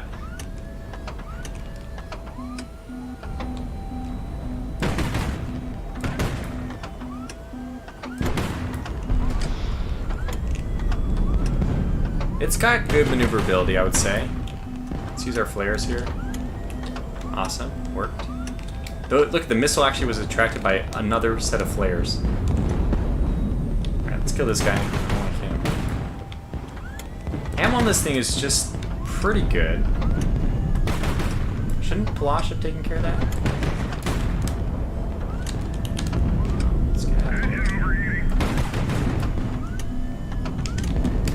Oh, that didn't work there. The flares, I think you gotta fire them earlier than I am. Which is not like the way it always works, but it's the way it works here. Yeah, we're taking a lot of hits. Not doing too bad though. Oh god, flares. The flares. Plenty of flares left though.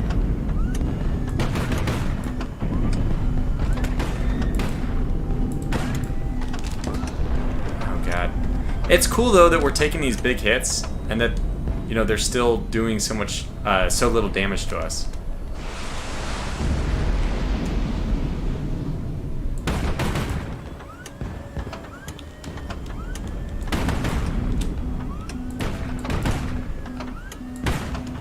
Let's do some flares early. Awesome. Hey, you know, the flares, I'm just doing them all wrong. I've been doing them all wrong this whole time. We just need to be launching more, like, earlier.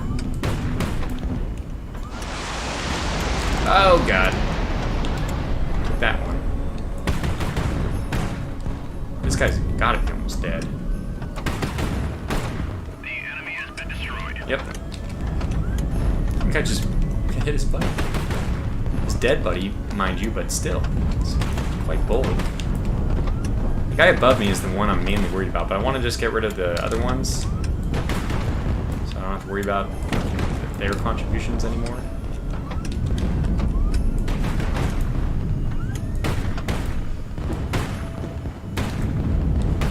So is that the Palash working there? I think I saw it actually working. Oh. Taking some real losses this time. Alright, now we're in bad shape. Looks like the right side armor... oh my god. That was amazing!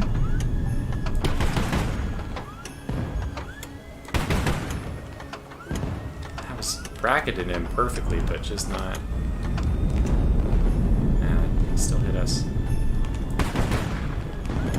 Okay, his top side is damaged. This is where we gotta go for him.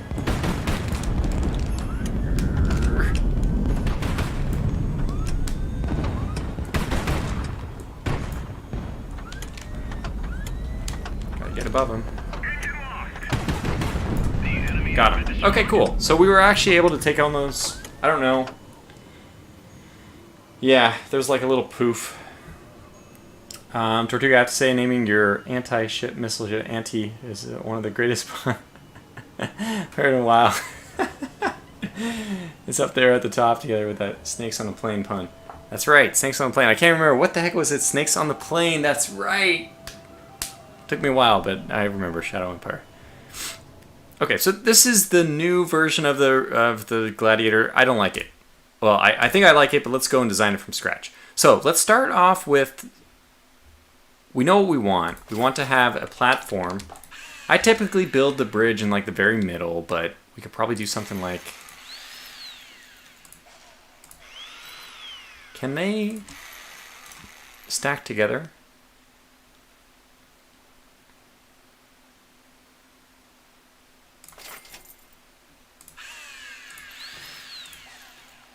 Okay, here is our center. Tons of AK-100s.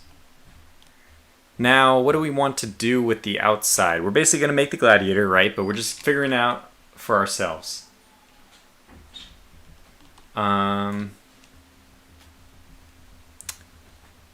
Okay, so we just need to think about an armor design scheme. And that's something I have been having difficulties with. Okay, so maybe like one layer above. I mean, we're going to need lots of whole stuff to take care of all the, you know, ammunition, etc. I tend to make my ships kind of like flat wide. I don't know why. It seems like so.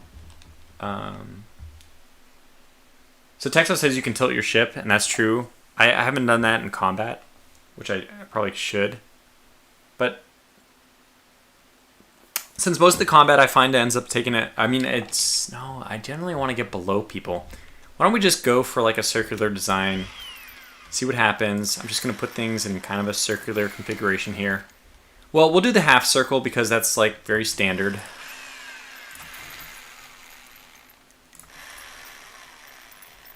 Okay, so there's our main frame. And this is going to be really easy to armor. I can probably also put in something like this, where our engine will go. And this, where our other engine will go. And actually, I could do it down here as well. I don't know if this is enough space for all the stuff we need. I doubt it, in fact. We might need to make it... It's either going to have to be one tile wider or one tile longer. Do we want it wider or taller? Or, yeah, wider or taller? Use fuel tanks next layer to armor. What? No, that's insane, Texo. What are you trying to take? I find... Well, okay, let me just speak from my experience. I don't know. I'm not an expert on this game yet, but I'm just slowly getting there. I find that fuel tanks, when they go off, that's the bad thing. What I was thinking here is that we could actually put the engines. Engine can go on even these diagonals, which are lighter and smaller, and then I could do this armor scheme where we're just a circle. 25's on like this. That was my idea. I kind of like the look at this thing so far. We could probably do something else like more part like this. I don't need to be so symmetric, but oh, okay, I know what we'll do. We'll do this on the bottom.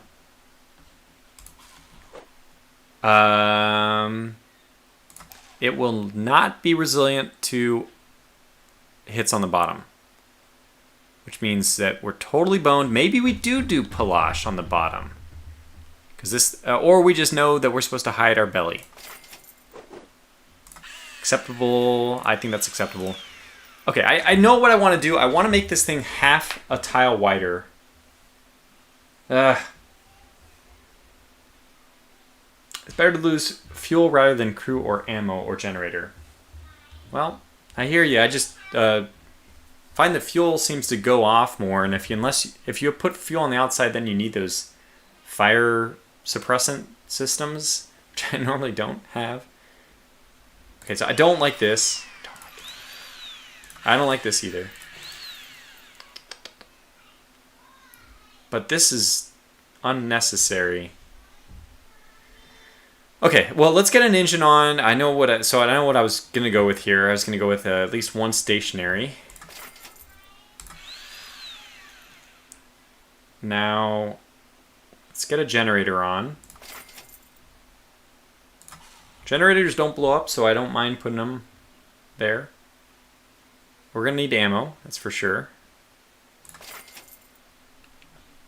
Ammo I don't really want to blow up. Maybe 3 like that. We're gonna need how much more? Oh, we actually have 1 too many. That's awesome. So we only need 2 ammos. Wow. That gives us a lot of options. Okay, I think I'll do that like this and I'll armor. Yeah. Okay, this is what we're gonna do. We're gonna armor. And then armor that.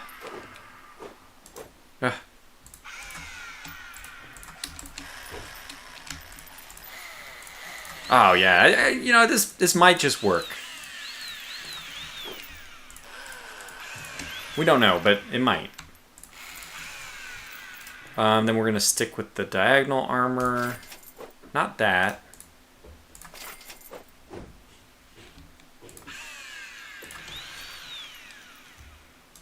And I think we have to rotate this one in. And then this one. Yeah, perfect. Okay, so technically under there, it is armored. Nice, perfect. I want to do the same thing on this side. Get off.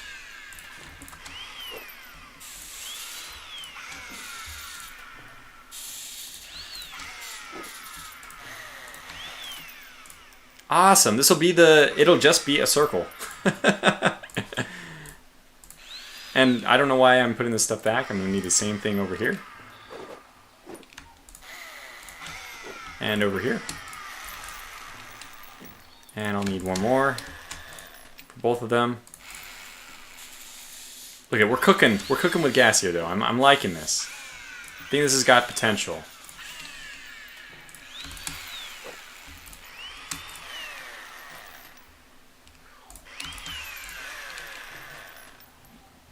What's not connected to it? Oh, you?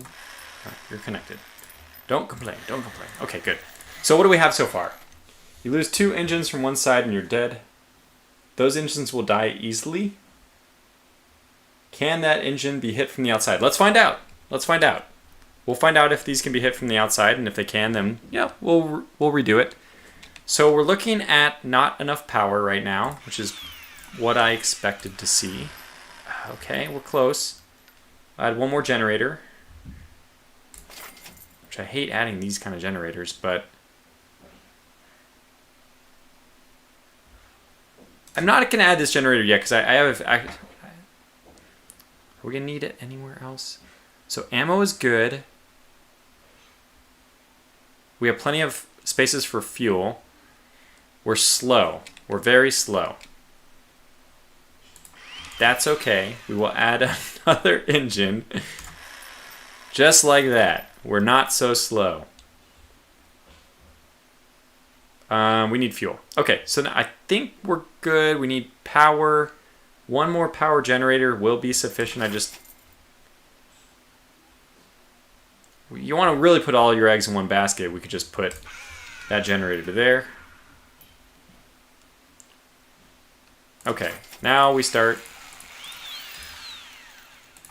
putting our fuel tanks. All right, so it is 286. Not that fast. I want it to be faster, but that's okay. I mean, hey, it's. I think it's gonna be okay, except for it doesn't have enough crew. Okay, wow, gosh. So close, so close, so close. Okay, so we need to do some changes here. I think we almost have to restart from scratch to make changes because we can't like highlight and then move, which is really what I need to do. I need to shift everything by, I want to shift everything by half a tile to the right, but I can't do that. Okay, so we're going to have to reset this. FSS, at least one, huh? Yeah, we would need at least one, you're right. Let me just put that in here so that I have it as a reminder, nothing else. Not enough crew. I mean, you can actually fight with like less crew. You can highlight and move. How do you do that?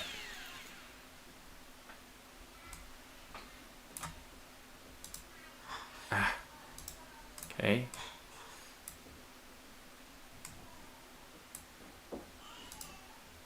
I don't want all, I just want this.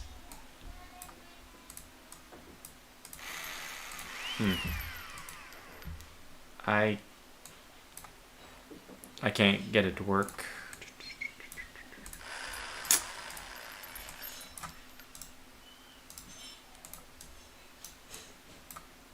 Yeah, I don't know, it's not working.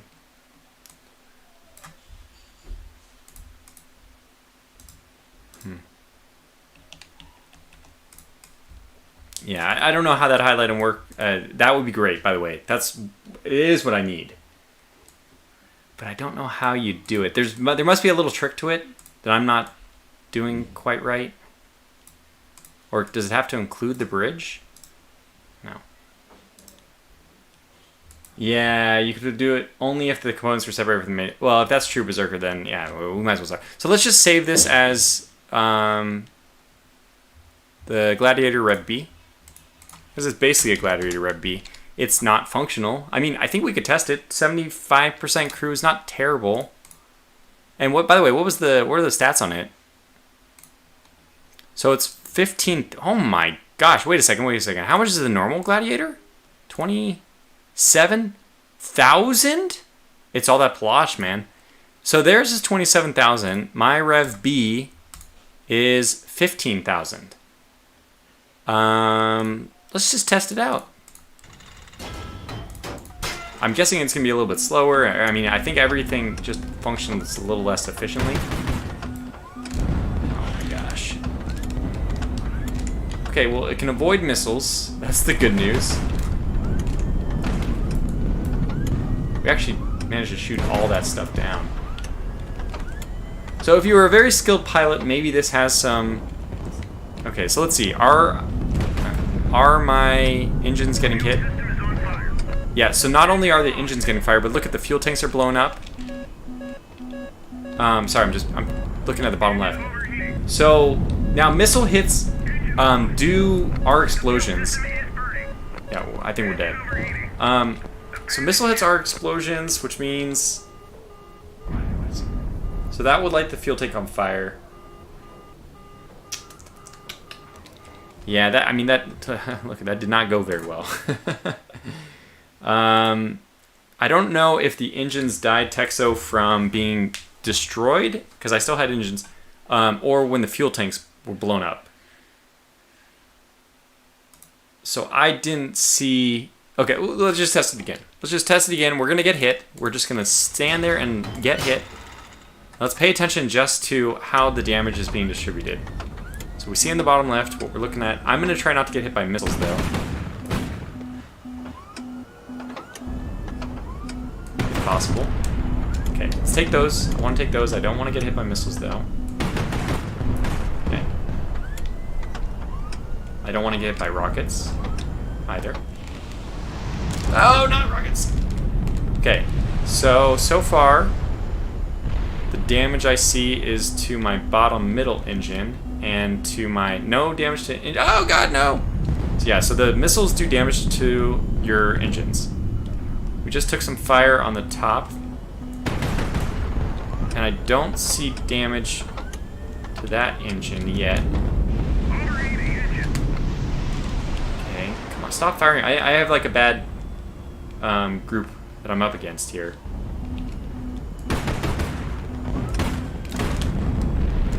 Okay, that was good. Yeah, I'm not sure it does damage through the armor. I think the engines are okay. Not sure yet. Gotta wait a little bit longer. We gotta be hit by something other than rockets, for crying out loud. Okay, like those things. I need to actually dodge into the fire. Let me get rid of this stupid missile guy, because he's not helpful. This guy's helpful. Hit me. Okay, it blew off the engine. That's pretty clear. That's how it goes right there. That's 180, isn't it? This one? He's firing 180. I mean, is he? Yeah, he definitely hit the top right engine. But the thing is, the top left has been hit by that guy as well, and the top left is... Okay, take these hits. Okay, we lost the bottom middle engine. Oh, not the rockets. The rockets are definitely going to do it. Okay, so let's go back to the editor, just try it one more time. Hopefully we get less missiles this time. Archangel, good. Perfect. Archangel, great. Good thing to test it on. What are you, by the way? Are you... Okay, let's take it. Yeah, I'm seeing damage to the engines there. Oh, you're another rocket guy. Forget you.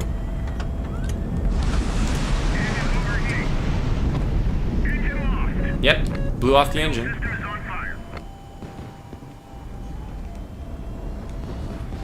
And it'd be fine if we opened up a little bit more too. It's not a big deal if we expand out. We're gonna redesign anyway, but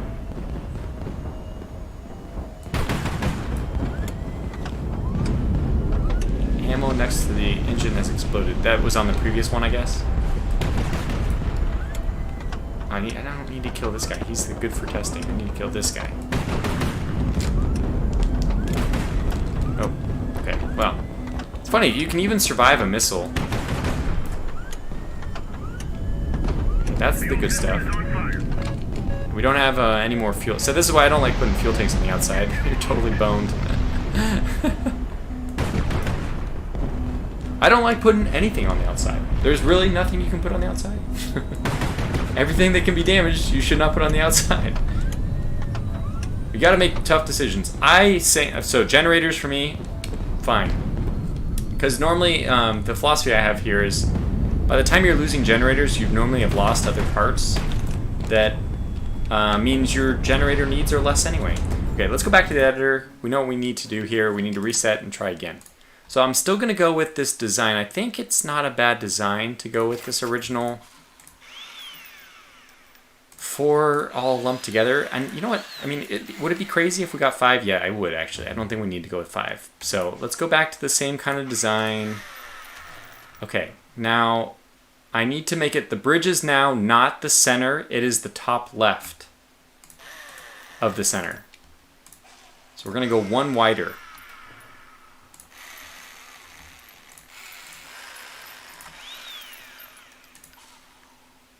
Okay, this is good. Now, if I get some guns in here. No, yeah, it's not what I wanted. Okay, so what if we go the other way? What if we go this way? There we go. Okay. Is that what I really want, though?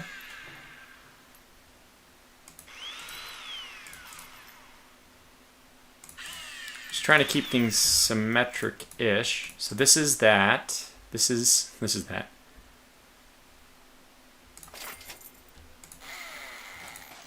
Would we go with 3 guns instead?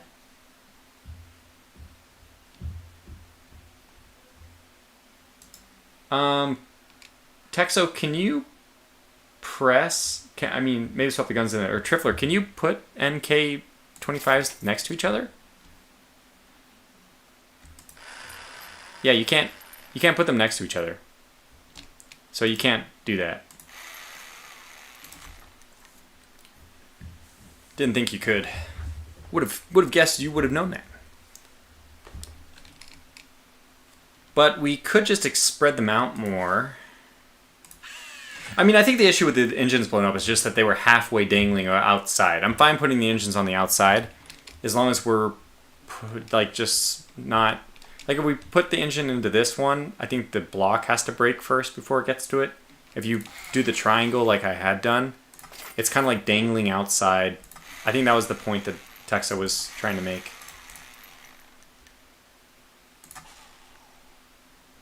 So, yeah, I mean, okay, so I don't know if you want me to go back and look, but let's save this as the Gladiator Mark II. It's not a Rev, it's now Mark II.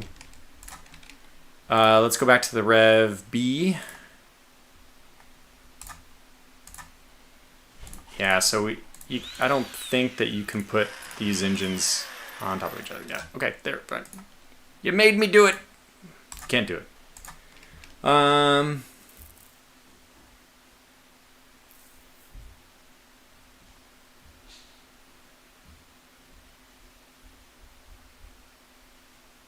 How to do with this then? I like this shape that we have going on here. I don't know if I want 5. And honestly, okay, so there is one thing that I think is not... It's interesting to have the bridge up here, but it doesn't make sense from the perspective that it would be better if the bridge was 1 lower, right? And then we can actually do this design.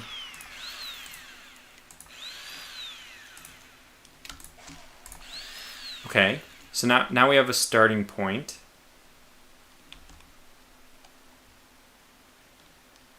And we can, it's the same thing I think with the engines. These can't be next to those guns. Oh, they can. I would rather have the engines on the outside though. I actually would. I know it's crazy, but I would.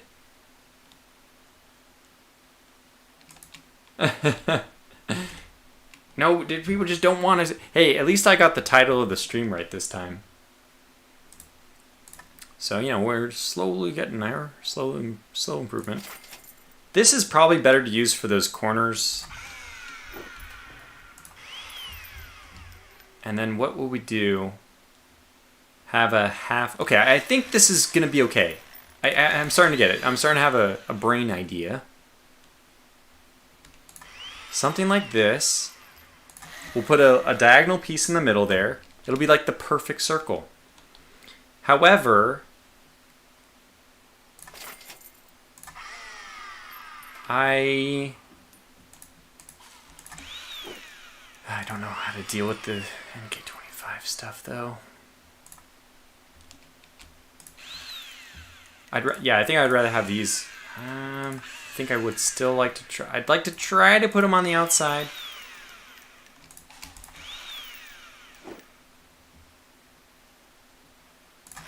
What if I just do this? Okay, now I think this is slightly better to do, right?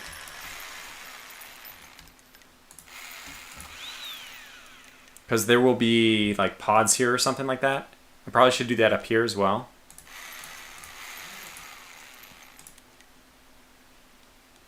I'll do it on a case-by-case basis.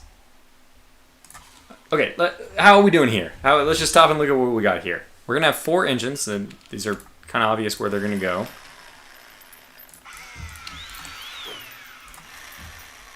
We may run into the same problem. RD51 is the way to go.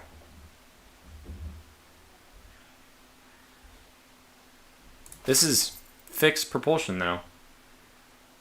How would we... That won't help us in combat. Oh, are you saying... Texo, are you saying that you actually use Q and E to rotate your ship so that so that this is pointing in the direction you want to go? Are you able to track the direction of your ship that closely? Thanks, Loke. That's exactly right. So we could put landing legs here. I actually think I want to do something a little bit different on the bottom. I want to move these down. So just get rid of this. Move this. This is going to be moved out there. I'm going to temporarily do this. Do this. Landing legs will be here. Put this there. I need the same design on the other side. Oh, I already have that. That one's fine. I need to do... Well, for now I'll just do this. Okay. So this is the design as I intend to do it right now.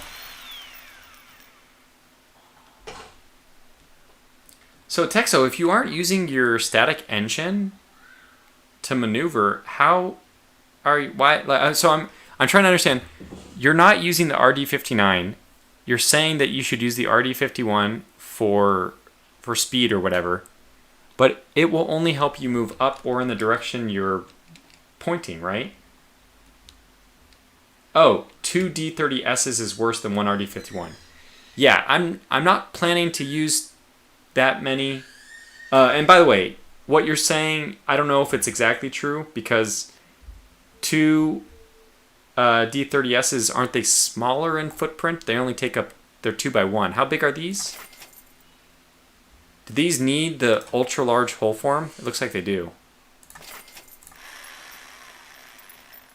Yeah, so these will only fit on the ultra large hull form, which is okay. I mean, I could see it. We could just replace, like, you're saying something like this, maybe do something like this, and then we have speed. But the problem is, like, this is only okay. I don't mind the look of this, by the way. Okay, I actually, this is kind of coming together.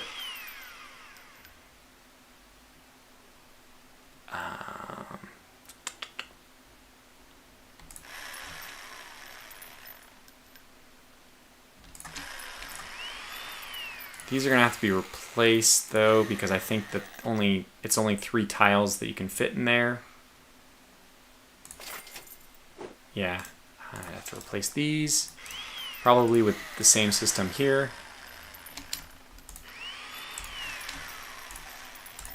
Okay. Then we have a diagonal piece, which is where my landing struts will go, and they'll get blown off, but that's fine. I don't care.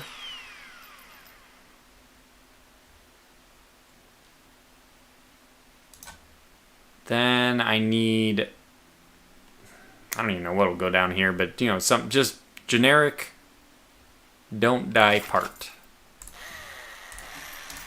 Okay, so it is, this is like, the cost of this thing is just way more than I thought it would be. This is not what I had in mind when I started designing, but, you know, sometimes you just go with whatever you're doing and you figure out where you're going to get to only by walking down the path.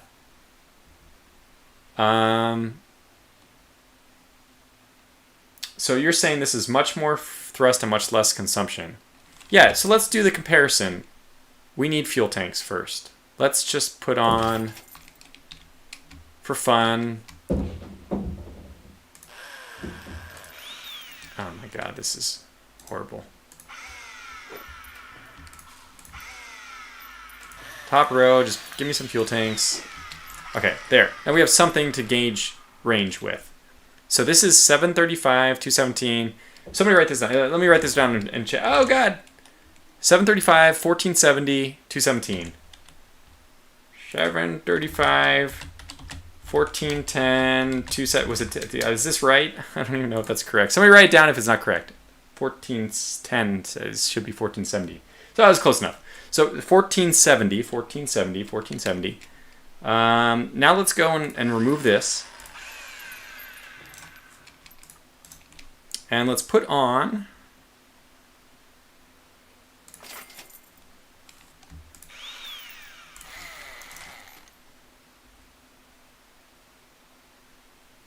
Let's do it like this. Well, I guess we should do it like, oops, like this.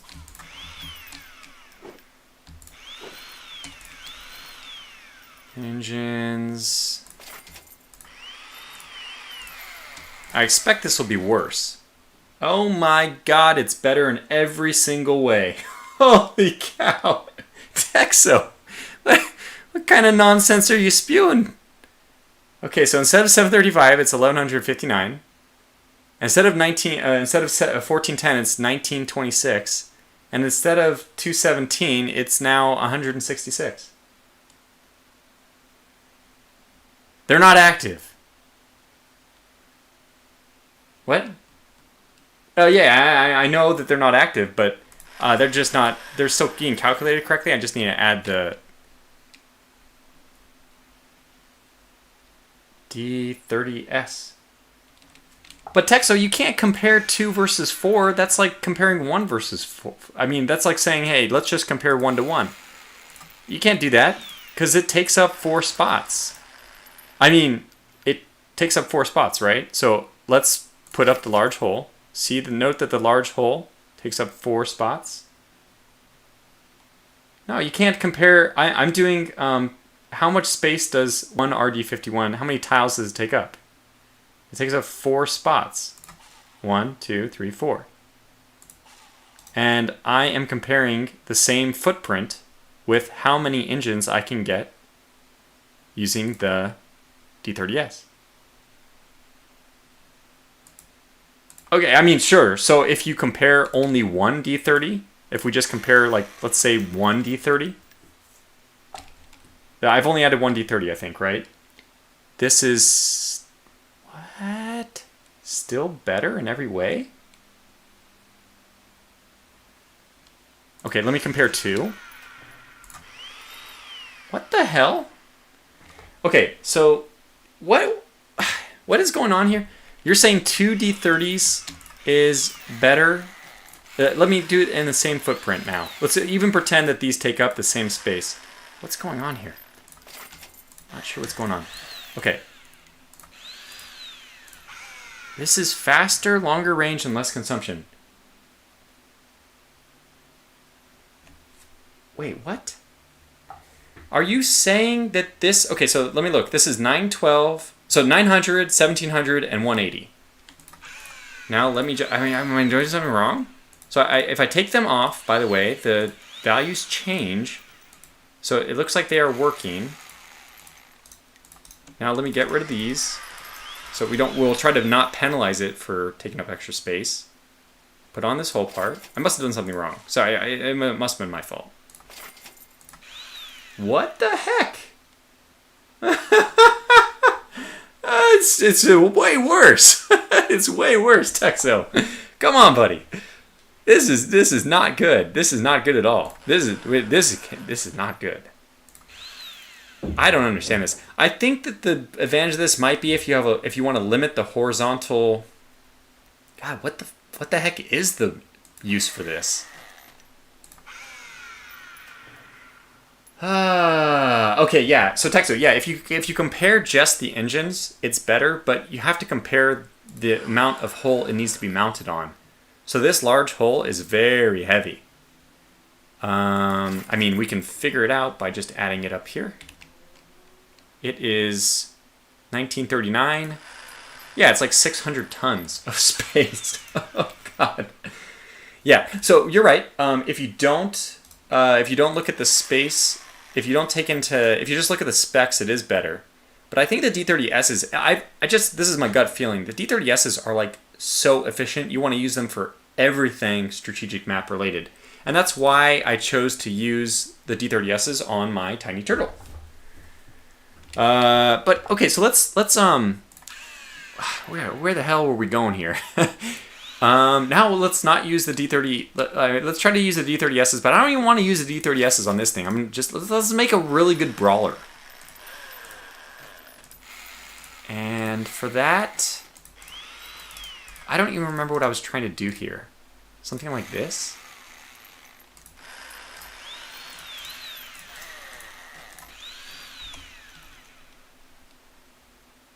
Yeah, thanks, Techo. I mean, first of all, it's good to have good suggestions. I mean, even suggestions we can figure out why they're not correct. We learned. I think we all learned.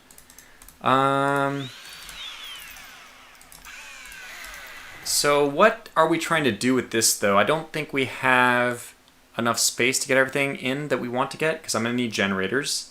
Let's just try adding the ammo and see like how far down we are. We only need 2 ammo, so we can put these symmetrically here and here. They will not blow up very easily, so that's a good spot. We're going to need some generators. A lot of generators. We can put one... See, the generators don't like blow up that quickly, so I kind of like the idea of putting them maybe... we're only going to need 3, though. And now we just need crew. What the heck? We can do it with this hull form, and, well, we don't have any fuel. So we're going to need a lot of fuel tanks. Let me... So because we have a little bit of... I think the generators are going to be going up here instead. That way I can hide some of the fuel tanks. Yeah. Okay. I think I know what I'm going to do. I'm going to put the fuel tank... I'm going to have a little bit of wasted space. This is bad, but we'll put super thick armor there. This is too many fuel tanks. What are we doing wrong? Oh, crew. We need crew. Good. I was like, there's something missing here for sure.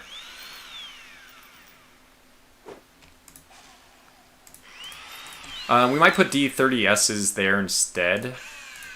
Just get these out. And let's put some crew in. Okay, 1 is enough. Which means the other side can be used for fuel. Okay, how are we doing now? We have way too much fuel. Oh my gosh, this is actually looking pretty good. Now, does adding these engines increase or decrease our consumption? It decreases. Awesome. Now, the only thing we're missing is the ability to land. This is a combat ship, so it's going to need to land.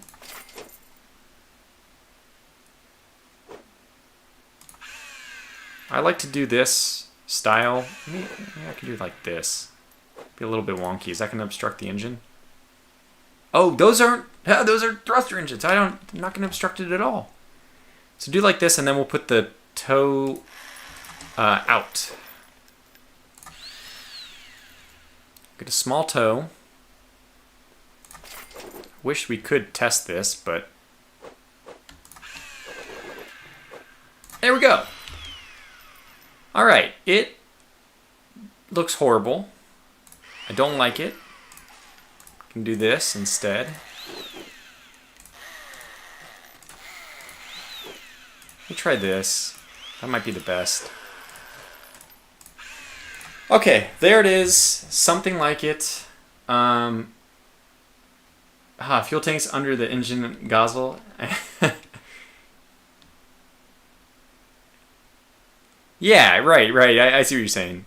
I mean, we're just abstracting this from like a third dimension. I mean, the three-dimensional stuff takes care of it. We just don't think about how the three-dimensional stuff is working. So now what I'm going to do is we're going to lose all this speed and all this range to large armor. Okay, not bad, not bad. Okay.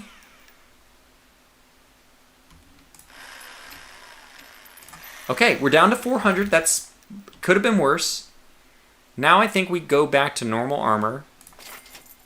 Not like that. It's got to be like this though, I think. Got to start doing this interlacing. Which I'm not sure I'm a huge fan of it, but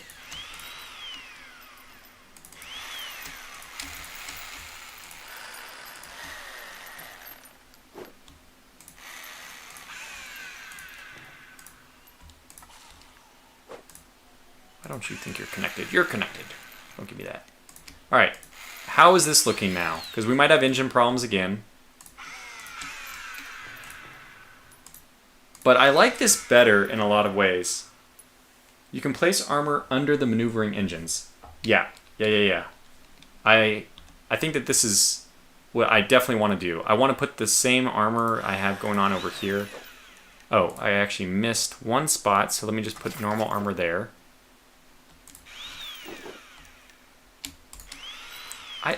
So I like this. I don't know if it's going to be effective, but I have to say I like it. I like it.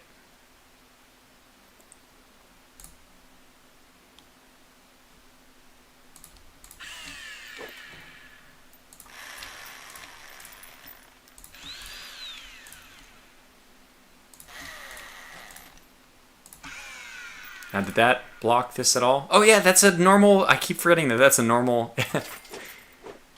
A normal one. All right, there we have it. I don't know what. I really don't know again what this is going to be, a success or a failure, but I like what we have going on.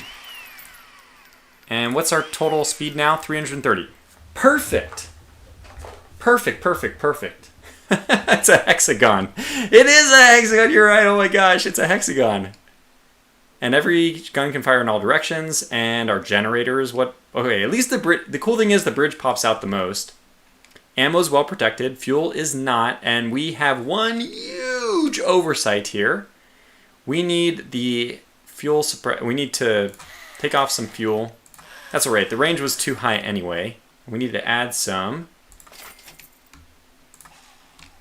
of that. Good.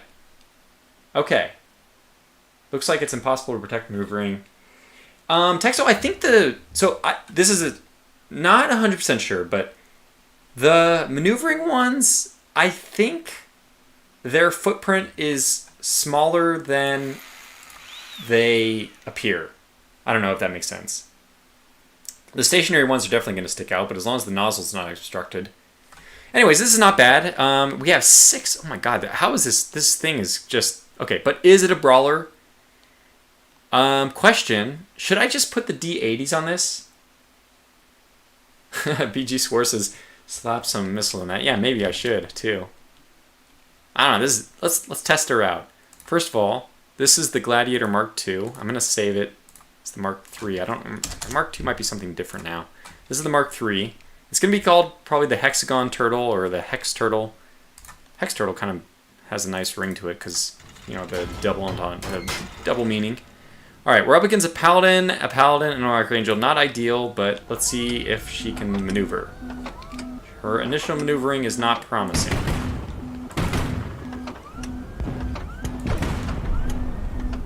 Oh my god, she has such good maneuvering. What am I talking about? Oh, don't want to show him my undersides. Eek! Don't look up my skirt. But look at that maneuvering. Oh, look at that! We did it! Damn things have so many damn missiles. Just need to start blowing them up. Alright, so how are we doing so far? I'm seeing... What? I think I just I made it to the retreat area. Let me get a different group, because it was an okay group for testing, but I prefer something else. Maybe some small groups, too. I think I like it. Oh, give the D30S still whole? That might be good. Yeah. I don't think we need flares. My hope is with 6 maneuvering thrusters, we don't need them. And we have been able to dodge missiles so far.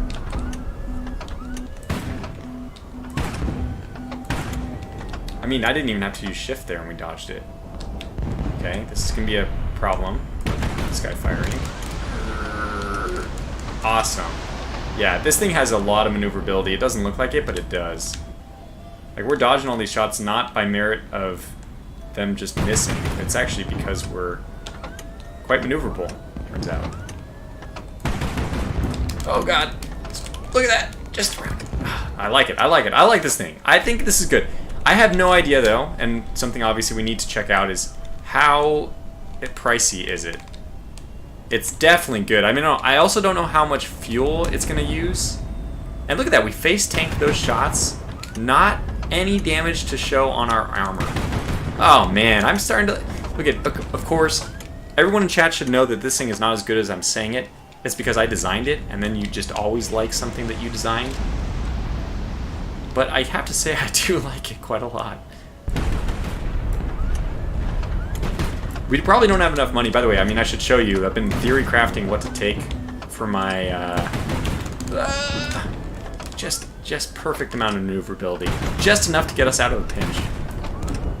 I've been trying to theory craft what to take on our campaign mission when we restart, which we will be starting like next week. We're just gonna trade fire, huh? Is that how we're gonna do it? Oh, I'm gonna miss. That's what I'm gonna do. I'm a ding dong. Oops, took one here.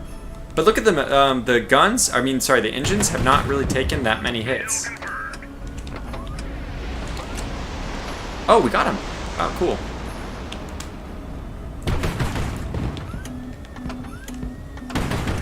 Where's the missile coming from? Wow, we actually avoided it. Took that one on the chin, though. And let's go ahead and drive the missile into him. I took that one. But hey, you know what's cool is we have only lost 0 engines. Amazing.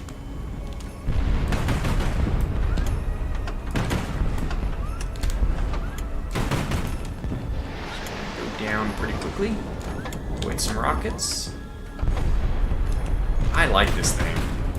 This is a thing which I would be happy to use. Oh god. You know, we take those hits, but like okay, this is the key. This is the key. We're able to take hits on the periphery because there is actually a lot of empty space on the periphery. And I think that has just been very helpful. Just get some things on the periphery. So effective when you hit these guys. And they're firing. Got him. And they're firing rockets. It's the right time to do it. Ugh. One of those. Look, he's got like a rocket stuck on him. You see that? What's going on?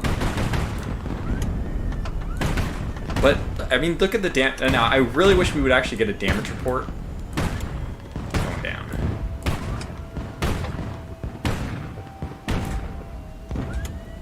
Mission complete. And, looking on the bottom left, damage was okay. So, I think that the advantage we have here is... Oh yeah, Texo does make a good point. We can get flares on top. That is true. That is true. We have actually more than 2 blank spots here. We could do. How expensive are our flares? Defensives. Okay, so they're 800 each. So we can do one like here. That puts us up to 1950, but that's a lot of good defense, good flare defense. And we have spots actually, we could do this even more so. Whoa, no. Where did I take this off from? Where did I take this off from? Oh no.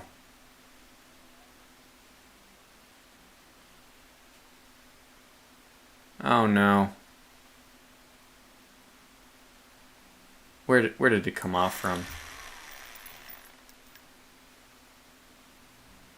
Where the hell did you come off from? Oh my lord.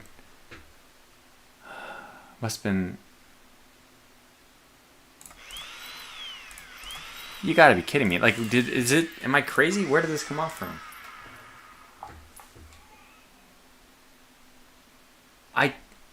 Okay. Did I rotate it? If not, it had to have come off from over here, right? What the hell? Did I shift click? I don't remember. I didn't even try to grab something, so I shouldn't have been holding shift.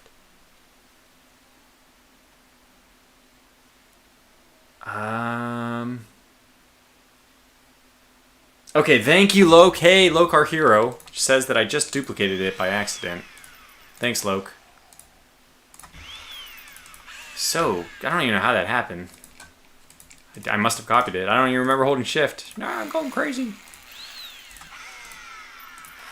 Alright, let's take this and... Okay, so everything is set now on it, supposedly. We do... so that's what I was trying to do. Oh, I did hit shift. Because I wanted to get the flares, which I think... Wasn't there a spot somewhere? Oh well, it's fine. So we have flares on the top, and if I launch those flares early enough, we should be fine. In fact, I don't want these flares to go diagonal, do I? I want them to go sideways.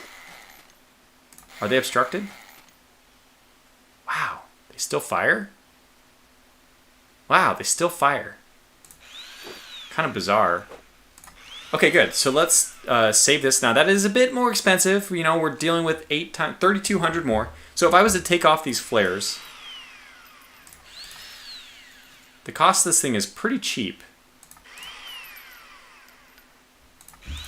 The cost of this thing is 16. This is, you gotta say, this is, the Gladiator is about $10,000 more. It's basically 50% more. And it is not 50% better. This thing is probably a little expensive in fuel. So I think I saw, let's see, Trifler said test it with the D30Ss instead. We could do that. Missiles, we did get hit by a few. I think we got hit by more rockets. So we could, I mean, we have the space to put these in, right? So it's not like it's a big deal. We could put Palash in even. That's kind of crazy. Would it be worth putting Palash in?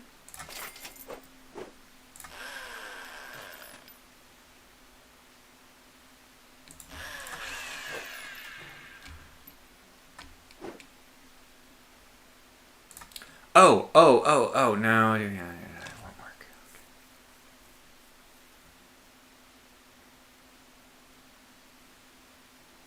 It would be, yeah, D30 Trifler, yeah, so, and it would be a slug with D30S. I think are we talking about the same thing? D30s, right?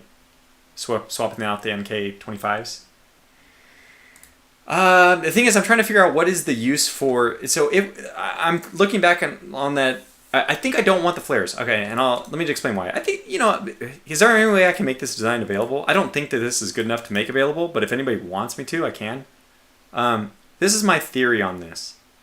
I think one of the merits of this ship is that it has a little bit of this padding, this little extra space, where it can take hits, like missile hits even, and the armor, even like the shockwave or whatever, like that we would call it, like the, I don't know, shockwave basically, the missile type explosion impacts, which penetrates the armor even without destroying it.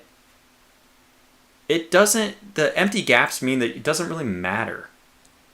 That we can take those hits without them really meaning anything. And part of the reason why I oriented these fuel tanks horizontally, this was very intentional. If they're taking damage, I want them to take a little bit on this one and a little bit on this one without both taking damage. I don't know if that's how it works, but that's in my head how it works. Plosh seems to be wasted on a brawler. Okay. Yeah, I think we'll keep the costs down this way. So those are parts that we'll not only have to buy the first time, but also replace when they're damaged, and they probably will be. I could see, actually, you know what, I could see the merit in putting in like two, maybe just 2 flares. This makes sense to me as doing something like this. Oh, that's blocked. Damn. But this is not blocked. Also kind of blocked. Damn. So the only way we can do it is by putting it up, I guess. It's not blocked. Okay. We could... There might be some merit in putting in like 2 like this and like this. Is it still there? It is. Oh, there's Palosh. No, we don't want Palosh now. I've decided not. X-nay on the Paloche. Yeah, there's still one up here, if I can find it. Okay, let's get rid of that. So we have 2 flares. These are going to launch. I think that they're more or less protected by the armor. So this will give us a little bit. It's kind of like a, yeah, I don't know. Okay. Geostationary Orbit says, yes, please, it's fun just trying out other creations. Sure, I don't know how to add things. It's probably a Steam Workshop thing, I hope. Let's test it. Let's save it once again. And this is going to be the Hex Turtle. The Hex Turtle. I love it. Once again, comparing it in its final form against the Gladiator, I think it's going to be about the same now. So it's 18,000, but it's 300. So let's do 330, 800, 500. 330, 800, 500. 330, 800, 500. So it has, not surprisingly, a lot worse consumption. It's slightly faster in the same range. I think that for what we have gotten out of it, I would say that it's a toss-up. Obviously, the Gladiator is much more expensive. It's nice to see them right now. I didn't plan that, but yeah. Okay, Hex is 1 letter above G for Gladiator. So they are right next to each other. Yeah, spaced armor, text is saying, yeah, kind of. Like, so even if it does damage inside the armor, it doesn't hit anything. I have some gut feeling that this large armor is better at absorbing the shockwave of missiles and stuff like that. So that's probably why it's not... I don't think I ever even got the fuel tanks lit on fire. Oh, steel for those. So yeah, that will slow me down. But the funny thing is we didn't even lose the D-30s, did we? Your ship is better armored by far than a Gladiator. Yeah, that's also true. That is also true. It is better armored. Let me test it. Let's do a crazy against... Oh my god, it's putting up against 2... Okay, but this will be a good test. Can it go up against the big boys?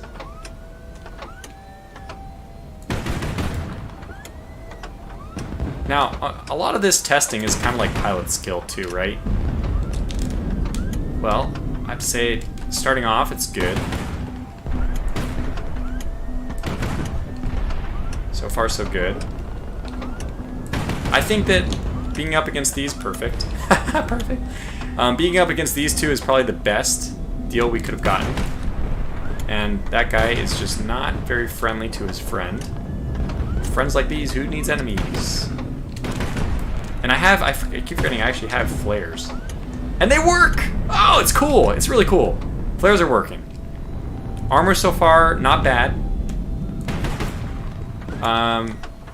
So far, so good. We actually killed him. Oh my god. How did we do that, though? That must have got very lucky, right? Did we actually deserve to kill him?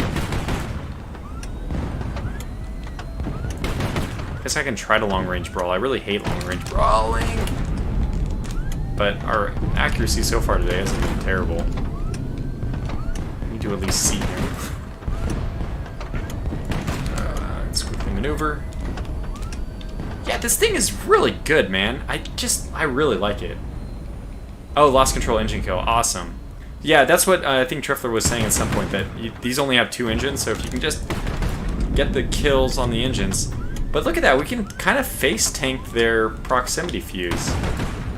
Let me try just face tanking it for a second. It's going to be painful, but here we go. Let's see what happens. Yeah, engines are fine. Everything looks fine. Yeah, man, I like this thing. Oh, man, I like it. And we can kind of avoid those shots. Let's go around. Hopefully don't take shots while we're bottom. That's where we can get those D-30s killed. So we do have to protect those D-30s. Okay, now let's just face tank a little bit more out the rotating armor. We can take shots from the top. Those should be fine. We're now being exposed to a different side of things, but really... Yeah, this thing is a... Well, it's definitely... What is this, a Cormoran? Whatever this thing is the worst of the, the heavier ships, in my opinion. Catlone on Tour says that's a good ship of the line. Tilt when you go over somebody. Good idea. I thought about it, Texo. I thought about it, but I didn't do it. What do you think, Trifler? Do you think you really need the metal frames. Okay, let's just look at the difference. I think that these stick out, and it doesn't matter if the frames are metal or not. I think that the engines get hit first anyway, and that it doesn't... Yeah, okay, I don't think it's still affect much at all. You probably mean that for weight, though? So let's just look at range, which is usually the biggest number to change. 800. And put one down here. Let's put in the reinforced hull. 800 drops to 790. Pretty small. I think this dropped by a little bit. This went up a little bit. But I think that the engines get destroyed even without losing the hull. But they, yeah. I think that's right. Yeah, I mean, I could use I know exactly what you're talking about, and I know exactly how I would do it. I would do it like this. Oh, whoops, it's the wrong one. I would do it like this. So that if one is destroyed, it's okay. I mean, you might as well just get the other one destroyed, right? So this is, I think, the most efficient way of doing it. Can you put on, I've never thought about doing this, but can you put on armor on these without obstructing it? Because it, like, look, this is the nozzle, so technically you could put armor here, right? I don't think it works. Let's figure it out. Let's find out. No, that definitely won't work, right? What? What? It works. It can't, right? How is that working? So cool. Oh my gosh. Okay, that doesn't make any sense to me, but okay, gotta push it. Can we get armor in there? I don't think so.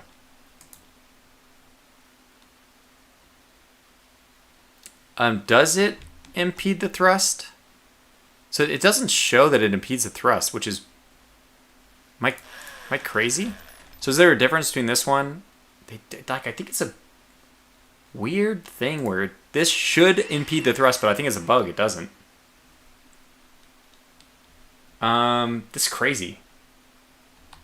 Because now it's actually protecting the most vulnerable thing. So basically, straight up shots... diagonal shots are going to take it right to the engine now. The engine is completely exposed with the diagonals. The angle strut. I don't know what that is. What is the angle strut?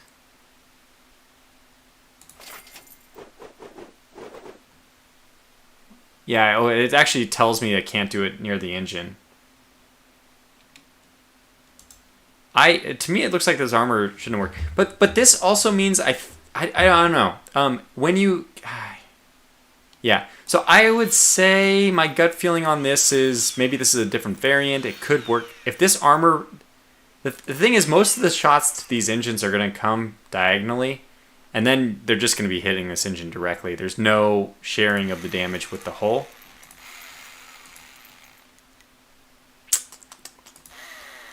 Here's a question. What if I go pretty crazy defensive? Okay, can I put this in now? It still works. I like this the best of all options. I don't know if this is the right thing to do. So this went down from 790 to 783. No, 800 to 783. So consumption definitely gone up as well. Jesus says, look out with the angle hull pieces. Best to use long ones than the edgy ones. Do you know why that? Why that, Jean? Yeah, I mean, anyways, if we're getting shot from directly below, this armor in theory will, I think it actually mitigates the impact for some of the engines. Speed has gone down a little bit, which I guess we can figure out how much. Let me just say this is two variants. Damn it, just don't be so cheap with your saves. I'm going to have to clean all these up before the campaign, though. But this, I like this. I like this a lot. Let's see what the difference was. So, this is 323 and 510. 323, 510. The old version, 323, 510. Is it worth it? It's only 6 kilometers an hour. It's only a little up 10 consumption. What do you guys think? More expensive too. 18. So this is 18,310. A lot more expensive, I think. Because those Ram Force parts are surprisingly expensive. Nope. Yeah, 500 more. Okay, so it's 18.8. Oh man, what about the ability of your ship to land? Armor brings weight. You'd better add heavy feet. I have no idea about landing, Jean, until they put in a simulator for landing. The only way we can do this, we can actually test it out though. Okay, so let's just save this. No, it's already saved, right? I like this version. I think I like this version. Ingbear's just checking out the game. I recommend it, but as always, do your due diligence. Let's go into a custom campaign and check the landings. And I just have to stop the stream soon. We've been going for almost 3 hours. This game is so fun. You can go for 3 hours, but I need a tank turtle. I need the Sevastopol, and then I need some...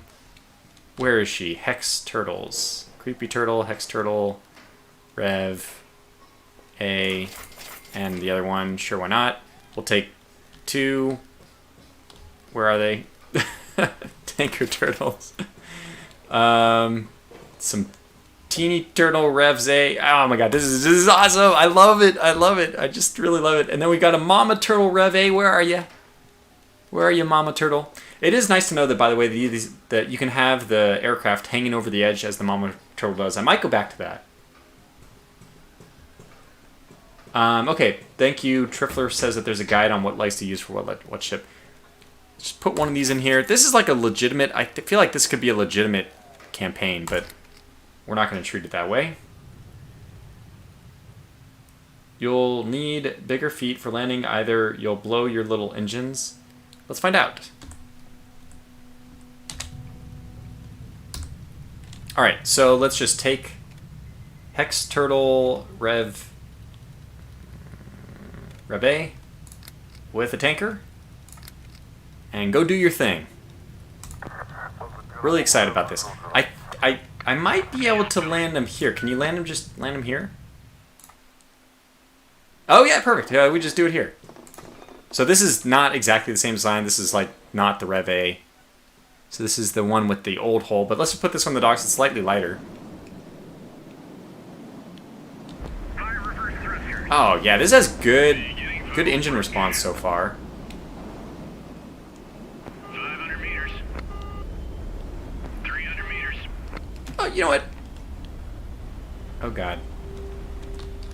100 meters. Everyone get ready. I'm not sure why it has this, we've done something. Oh, it's probably because we did a vertical design with engines. I want to go for the 10. Just be greedy. Okay, so let's see how we do here. Touchdown confirmed. So probably we're going to need better struts. Alright, cool. So let's just do the testing here. We landed. Let's do it. Oh, no. Undo. Undelete. Strong bad? No. Everyone's too young for those references? Probably. Let's try this again, though. Let's angle this more.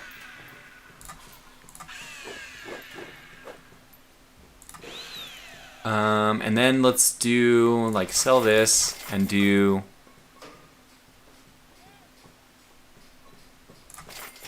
Wait. These, I guess?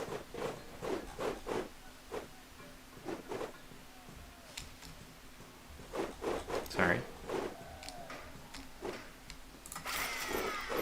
So I'm gonna need a bigger one on top then.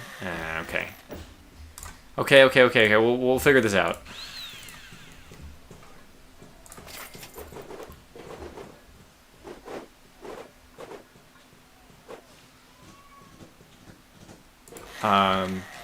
Yeah, 1 second.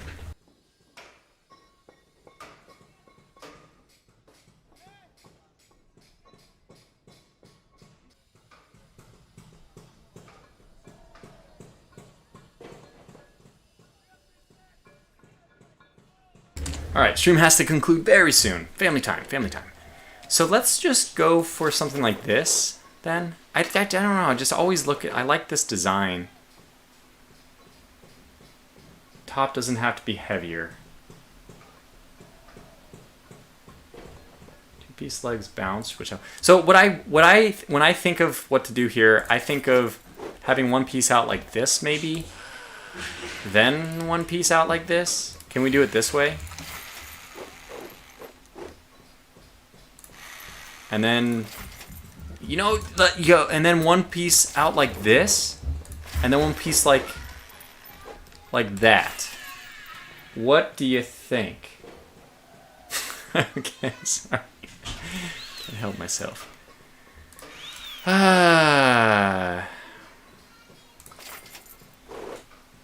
So I just don't like, I think I want this to be angled this way. I do want it kind of like this.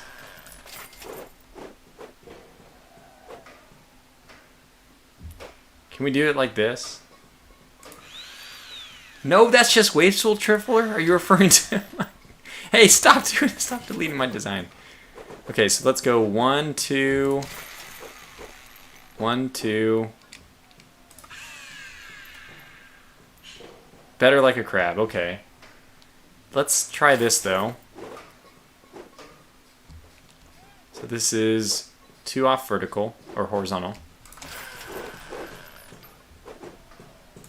Alright, will this work? I mean, it's heavier, by the way. It's slower now. 318, 518. But let's just wait 6.5 hours.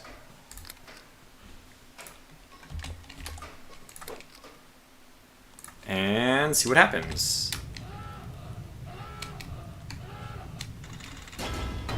I accidentally brought the tanker turtle in with this one, but that's fine. I don't think Hex Turtle's gonna have a problem dealing with this.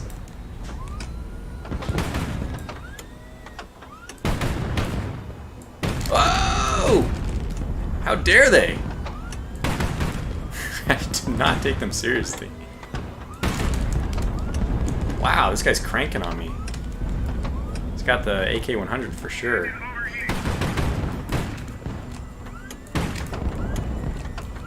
Well, luckily my armor is going to handle this for me, but boy, this guy has been a pain.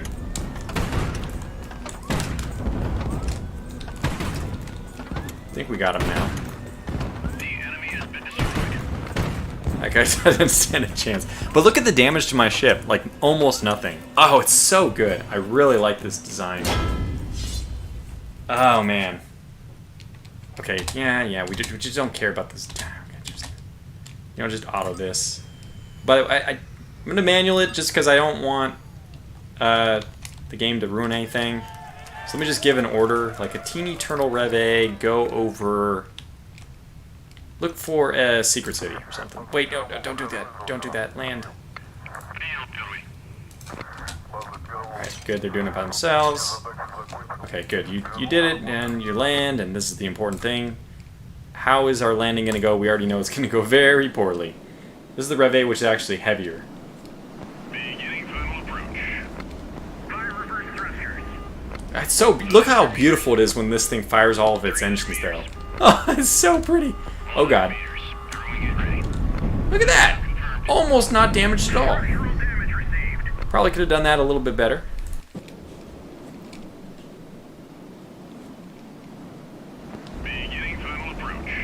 So it's no lightning. You can't treat it like a lightning. It is definitely maneuverable. It has a lot of thrust, but you can't come in at like 80 like you can with a lightning. 300 meters. 100 meters. Everyone get I might actually go over and land on that other one. There is a 90 or something over here. 31. 90. Close enough. Is this the best one? Oh, how much fuel do we have? 74?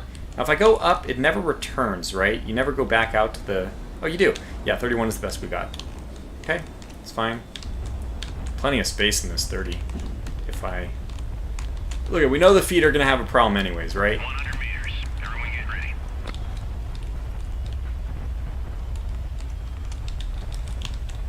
I'm trying to do this as safely as I can, though. Touchdown confirmed. Yeah, they really don't like it.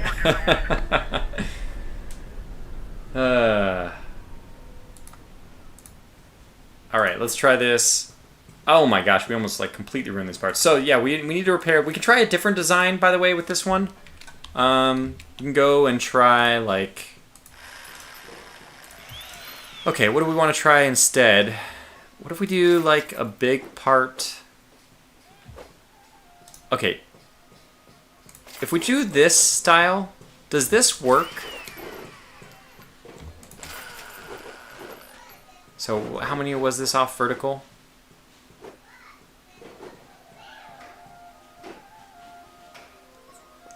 Was that 2? Okay, 2 off vertical. And then I think this is only 1 off. Yeah. Let's try this.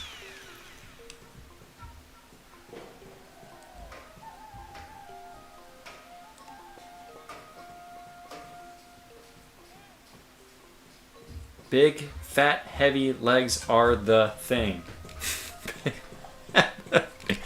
What a way of expressing a point. Big, fat, levy. So, we could put... So what this is supposed to do... I guess I really only need straight vertical. What I want is to kind of allow the chassis here to go up and down, while this chassis, I'm assuming, acts like a spring. Does it act like a spring? Thighs save lives. Less surface, bigger resilience. Speaking of feet, what big? If it models physics, then angling the legs inward amplifies the force rather than dispersing it. Feel like people don't use afterburners enough in landing. We could try this. Let me just try this like vertical thing. We'll see if it works. We got 2 designs. We're testing both. Every 2.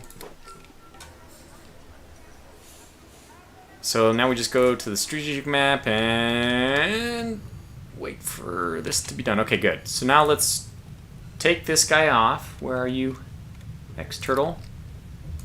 Pretend like you're going somewhere. Go back. And let's land you. And I gotta go right after this, so see if this works any better. I love that the landing gear actually comes out. It's really cool. And this, I mean, you have to say all those engines firing together looks pretty cool. You have to say it. I demand it. Give me the satisfaction. 100 meters. Everyone get ready. This kind of looks like feet. Like I have some feet dangling. Okay. Did not like this one. Does not like this one. This is not going to be a winner. So we could go with bigger legs. So for the way other things are done in the game is kind of like this, though.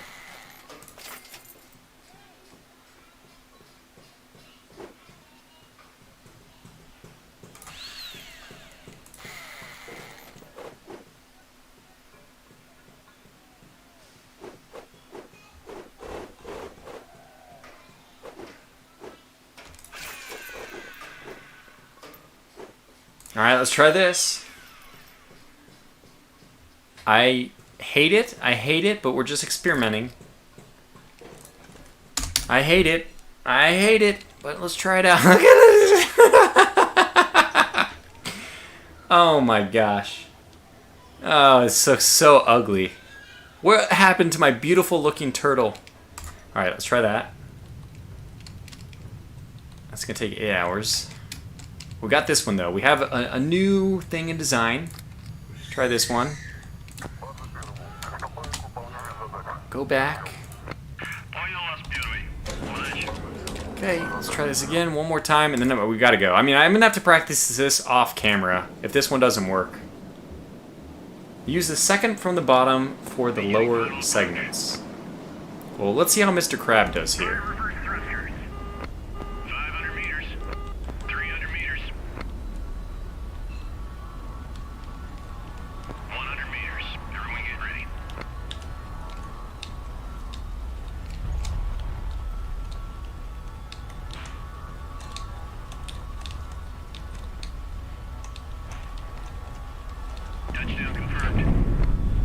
It works! Oh, no, it doesn't. Alright, we took a lot of damage on this one. It's down 50. Jean is just shouting at us, big legs. So we'll try the bigger legs. We have the bigger legs. We're not going to try to refit this one. I will do some experimentification of whatever. Sorry, I'm losing English to 3 hours, I guess. Let's try this though after 7 hours.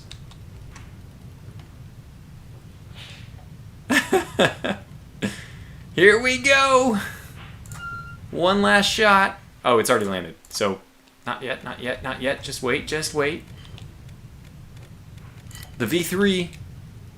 Let's go. What's that ship doing? All right, go, go, go. No time left. Put in docks. Go down quickly. Beginning final approach. 500 meters. 300 meters. Don't have time. 100 meters. Everyone get ready. Okay, let's just try to do this. I think this looks like not, I mean, it just looks horrible. You can hear the forks clinking in the back. Dinner's ready. Touchdown confirmed. 23 hit points, not good. Alright, well, we got more work to do. We're gonna have to figure it out, but can't happen on this stream. So thanks to everyone for coming out. This was a lot of fun. We did a lot of experiments with different designs. We looked at all the things. We need some work on the landing side of things, but you know, I'm gonna go over, look at the Sevastopol. Maybe we need 3 legs on this, or 4. I don't know. I will look and I will try to figure it out. Oh, you know what? I feel like we don't have time, but I feel like would this make any sense? Something like this. I like the look of this, you know. I don't know if it works, but it looks nice. I want to try this. Yeah, needs feet. Okay, well anyways, I'll experiment. Gotta go though, unfortunately. Had a lot of fun here, though, so thanks for everyone coming out. Trifler, Berserker, Jean, Loke, Jean, Texo, Catlow, Magnus, everyone, NC, everyone who showed up. Doctor. Hope you guys enjoyed the stream. And next week, the start of the new campaign, which will be using these designs. So look forward to that, which means we only have a couple episodes left of the current one, and that ends kind of in a fiery fireball of rage. So anyways, until the next one, thanks for watching. Stay safe. Take care.